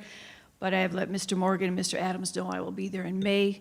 Very excited to see that group of students, and I know it'll be a new group, and I said that's okay, but they did a great job at the GYAC spring event, so I'm very much looking forward to that. attended the faith-based community meeting with Dr. Moore. I thought that went very, very well. Good feedback. The virtual career fair, Mr. Bass and Ms. Hofer, that was a lot of fun. I was in for the first 2 sessions, and I just loved the interaction with the students. As Terry said, with the pride of the tribe, you know, COVID's made us come out of the box on some things, and yes, when you go outside, you have to think about the weather, but it was a great event watching the kids. And Mr. Rahall's students, there was a lot of inclusion there, which we saw at Vero Beach High School for the Unified Sports Program. And I had the privilege at the FHSA to bring that to our state tournaments, and it was, I'm gonna tell you, the best thing I ever was a part of. Still working with MCAN Bold Idea 4 with our after-school program and making sure we're aligning everything so that they are in support of the district in some of the areas that we need to work on this summer. Anxious to go to the STEAM program at That's right, this Saturday. this Saturday. Bikers Against Bullies, it's Friday at Sebastian, looking forward to that. As Terry said, the student advisory was great. I love they kind of told you what you needed to know, Dr. Moore. Yes, they did. Yes, they did. It was good. And if anybody's not doing anything Friday night, I'm throwing out the first pitch at the baseball game at Vero for Teacher Appreciation Night. Oh, yay. And I do not have to get close to the plate. On the fly, though. Not the Throw the first ball. bounce, on the fly. Yeah. Yeah. That's it, thank you. Mrs. Rosario? Thank you. Yes, likewise, I attended the Pastors Association and Faith-Based and Community meeting last Wednesday. The Superintendent Student Advisory Luncheon. That was pretty eye-opening for me because when Dr. Moore shares with me in particular what's going on, you know, he kind of says, we're doing this, we're doing this, we're doing that. And, you know, we kind of move forward into what's on the agenda. But I don't really ever get a true visual as to what that looks like. I did not realize that his entire cabinet is involved in that student advisory. I did not realize that they were doing all of the things in the presentation that they were actually doing. And so that was actually pretty interesting for me to learn. And it was nice. It was really, really nice to see the involvement between the students and cabinet, really, and the staff that were there. So I appreciate that. And I would encourage you, Dr. Moore, to share a little bit more of the details that are happening, because sometimes even, you know, people mention that something's going, and I'm like, what? I didn't know that. We're often so focused on just the meetings and the discussion sessions that it would be nice to know some of these other details. You're right. Looking forward to hearing you speak tomorrow at the Taxpayers Association luncheon, and scholarship night is on Thursday. I don't know if that was mentioned for Sebastian River High School. I do have a question, and I don't know who to, probably Dr. Moore. The Workforce Housing Committee meeting next week. It is on an evening, Wednesday evening. Is that going to be aired? Are we able to join that via Teams? Do we know, or can we make arrangements for that? Please. So it's a board committee. I don't know that it's aired, but we can put it on Teams. I don't that's not an issue. I would love to attend. Yeah, I would love to. I just can't physically be here, but I can do it, you know, even if I can call in, I would love to be able to hear. Okay. Yeah, we'll follow up, Ms. Hauser. That's not a problem. Okay. Our FSBA training today was actually, I know we didn't work completely on what our protocols will be, but I know that we did get a lot of conversation going with regard to what those protocols might look like moving forward. So for the new board members, just to let you know, Terry, myself, and Mara, Dr. Schiff,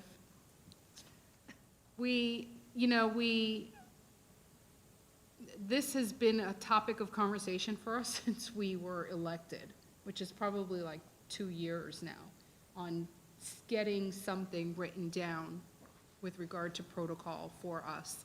So the more that it's delayed, the more I'm like, oh my God, can we just get something written? But I'm encouraged today. I was encouraged today that I can see the light at the end of the tunnel. So that's good. And I do have an idea. I wish Kristen was here, Dr. Moore. As we were offering the stars, the awards today during the presentations, the Shining Star Awards, it dawned on me, not just now, it dawns on me all the time, how important our partnerships are, right?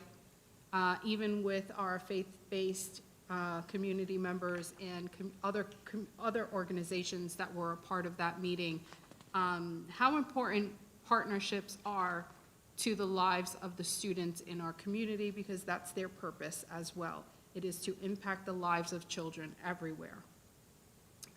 And today we heard from a partnership with Vero Beach Museum of Art, North County Aquatic Program was mentioned, United Way was mentioned, STEAM Fest was mentioned about Saturday that we are partnering with, and one that we have not mentioned yet on having an event, Earth Day on Saturday, is the Environmental Learning Center, and we partner with them often.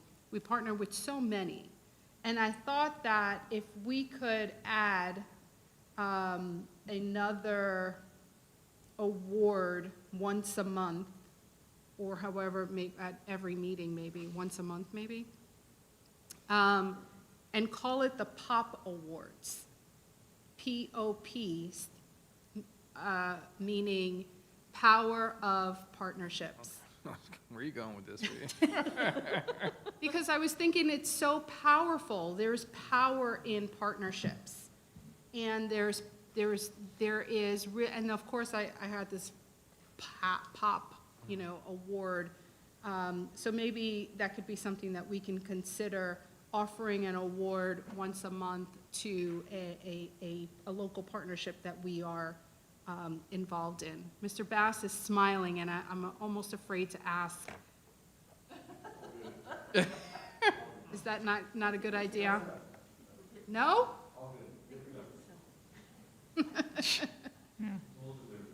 So I just thought I'd mention that because I thought it was a wonderful, I want to thank our partnerships. Dr. Schiff? Okay.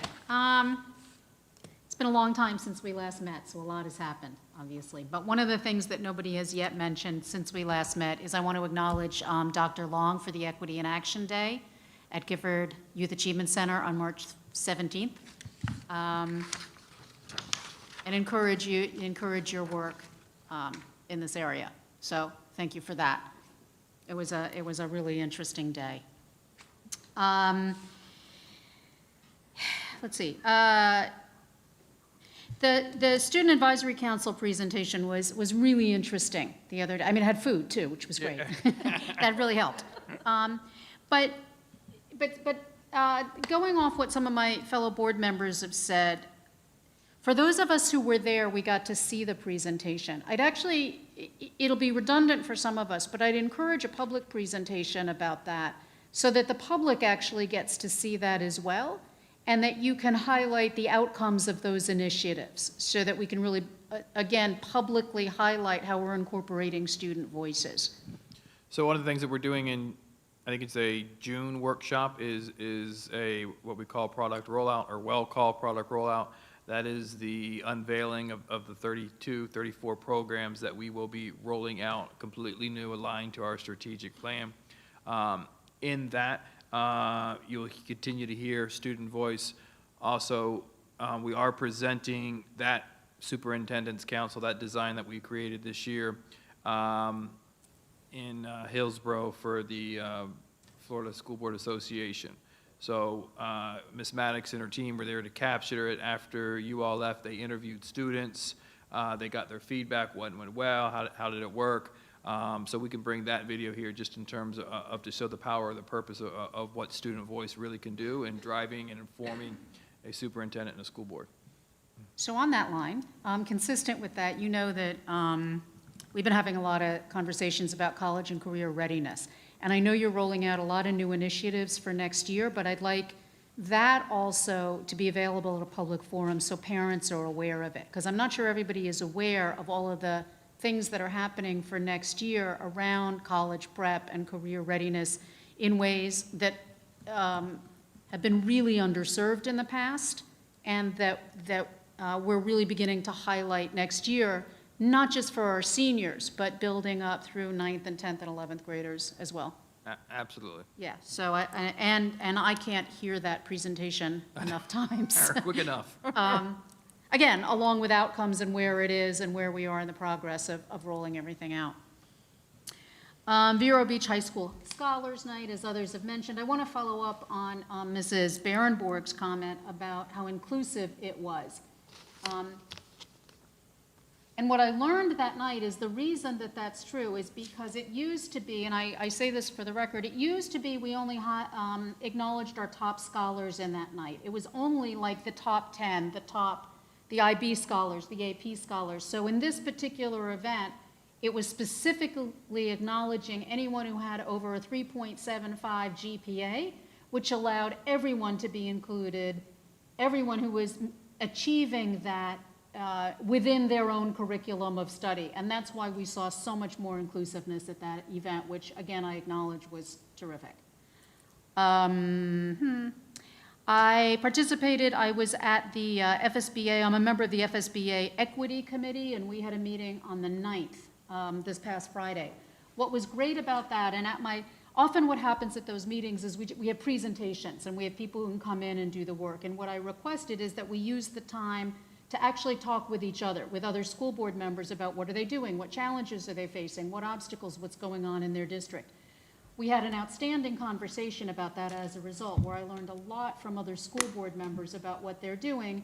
And I believe we will have a gathering at FSBA for anybody who wants to join to participate in that conversation. It will be an informal gathering. If that happens, I don't know for sure yet, because that schedule and agenda is already set. So it may be a lunchtime meeting or a table set aside for that or something, but I want to make everyone aware of that. On yesterday, I think it was, I sat in on the Central Florida School Boards Coalition meeting, which was all about upcoming legislation. So I won't go into all of that now, and to be honest, it's way too much that I can keep track of without a lot of cliff notes. But there's a tremendous amount of education-related legislation occurring right now. I don't know if this is more than usual. It seems to be. It seems so much more than is typically happening, and it's a lot to keep track of. So I know that we get emails about it, we're on meetings about it, but there are a lot of bills going through the legislative process right now that are going to have considerable implications for how we do our work in the coming year. So that was an interesting meeting, and I admittedly a little hard to follow because there was so much of it. What did I forget? The only other two things is I would encourage you, MCAN, Dr. Jones, you reminded me of this. MCAN is doing these vignettes, that they're putting up on social media, and they're interviewing community members, and they're doing a terrific job. They've been highlighting a lot of equity and diversity work. They take a particular letter. They did compassion. C is for compassion. D, or I think it was compassion. I might be wrong. D was for diversity. They're doing a lot of these. They're doing a puppet. It's geared towards kids. I encourage you to get on social media and look at some of that because they're doing a really nice job of them. Lastly, I've been in some conversations with Dee Palazzo, who is the Safe Schools Coordinator for Equality Florida, talking a lot about what's happening in this district, what's happening in other districts, and I look forward to our having more conversations about that in LGBTQ awareness and rights for our students in our district, and the advocacy and work that we do in support of those students. And that's it. I guess it's my turn. The only thing I will mention is that I had the privilege last week with Chris Cummings and Sean O'Keefe. We interviewed 27 young women who had applied for the Agnes Peoples Scholarship. And they were amazing. And the total amount of money awarded was $199,000. Now, that's spread over 4 years. There were a few that got $10,000, which would be $2,500 a year. There were a few that got $8,000, and there was a few that got $4,000. So divide those numbers by 4. And so 8 of them were from Sebastian River, so I get the privilege Thursday night, I guess, to present those. 16 from Vero Beach High School, that's the 28th, I think. And then the charter high school had 3. And it was really interesting to look at the difference in the academic profiles of these kids. A lot of them were right at the top of their class, both on an unweighted and weighted basis. But others were in the middle of the class. And the ones that were in the middle of their class, in many respects, were the more interesting, because they all had great stories. And it's always fun to give away somebody else's money. But at any rate, and I know that Mr. Fagan circulated an email to all of you. He started the process of seeing if there's not a better way to manage the funds that are in that trust, as well as put to work the money that otherwise just sits there until it's spent. And I have to say, Mrs. Esplin has done a marvelous job. She's got a spreadsheet that keeps track of every dollar and makes sure that you are in a position to have the money that you've committed to 3 or 4 years down the road. So when we gave away $199,000, we had to be aware of how much, in effect, accounts payable we had for people that were already awarded scholarship. And interestingly enough, of the 16 Vero Beach High School girls, 2 of them were already, one was in Indian River State College, and the other was, I think, in University of Central Florida. And for whatever reasons, they weren't able to, or they didn't complete their applications a year ago. So they came back, and they did a wonderful job, and they're somewhere in the mix. One of the young women was one of 10, and she was the middle child. And to sit there and listen into her life experience of what it was like being the middle child of 10 kids, I mean, I can't imagine. At any rate, if those were the meetings that I get to go to, I'd go to one, at least 2 or 3 a week. It was terrific. So that's really all I have. Can I mention something about Agnes Peoples? Sure. Bob Seuss had questioned me about Agnes Peoples and who she was. And, you know, I knew a little bit about what it was. And then Nancy sent me the actual, not sure, it's a will or whatever it was that I got. Trust the trust. Okay, the trust. And I read that, and then I thought, I still don't know who this woman is. So I went to the genealogy department of the library last week, and I do some genealogy research every once in a while. So I know her, and I asked if she would be kind enough to do some research on this woman who gave a lot to Vero Beach and to girls, and found out that she never lived here. She was born in Scotland and came to America, met her pastor husband, went back to Scotland, got married, had a couple kids, came back to America, and one of her boys wound up settling in Vero Beach when he got married. And one thing he'd always talked about was her love for education, because back then women really didn't get the opportunity to go to college, but she went to a school and got an education and just valued it tremendously and kept talking about how important it was. And when the AT&T stock was left to her son and daughter-in-law, her daughter-in-law Myrtle is actually the one that decided to set up the trust. And so they decided it was going to go to girls to further education in college. So I just thought that was a fun fact that we should know, because we talk about her every year, and I always wonder who she was. Okay. So that concludes board members' matter. Any closing words of wisdom from our illustrious superintendent? Why, thank you, sir. Just excited about the momentum that we're building, really beginning to take traction. And we're going to see some significant improvements as we move through the next 32 days. This board is tasked with taking on challenging, complex decisions that aren't going to make everybody happy, but at the same time, we've been able to really pull together as a system to move this work forward. So excited about where we currently are, and even more excited about where we'll be going. And looking forward to marrying off a daughter this weekend, so that's going to be fun. Congratulations. Father of the bride. That's right. Got to go work on the And dance. a special thank you to Mrs. Poisel for filling in so ably. Ms. For Nancy, Poisel. thank you, thank you. Keep Thank you, things Dr. moving. Jacobs. Thank you, Sarah. What was Meeting's that? adjourned at Mr. Fagan. 9:19. Mr. Fagan.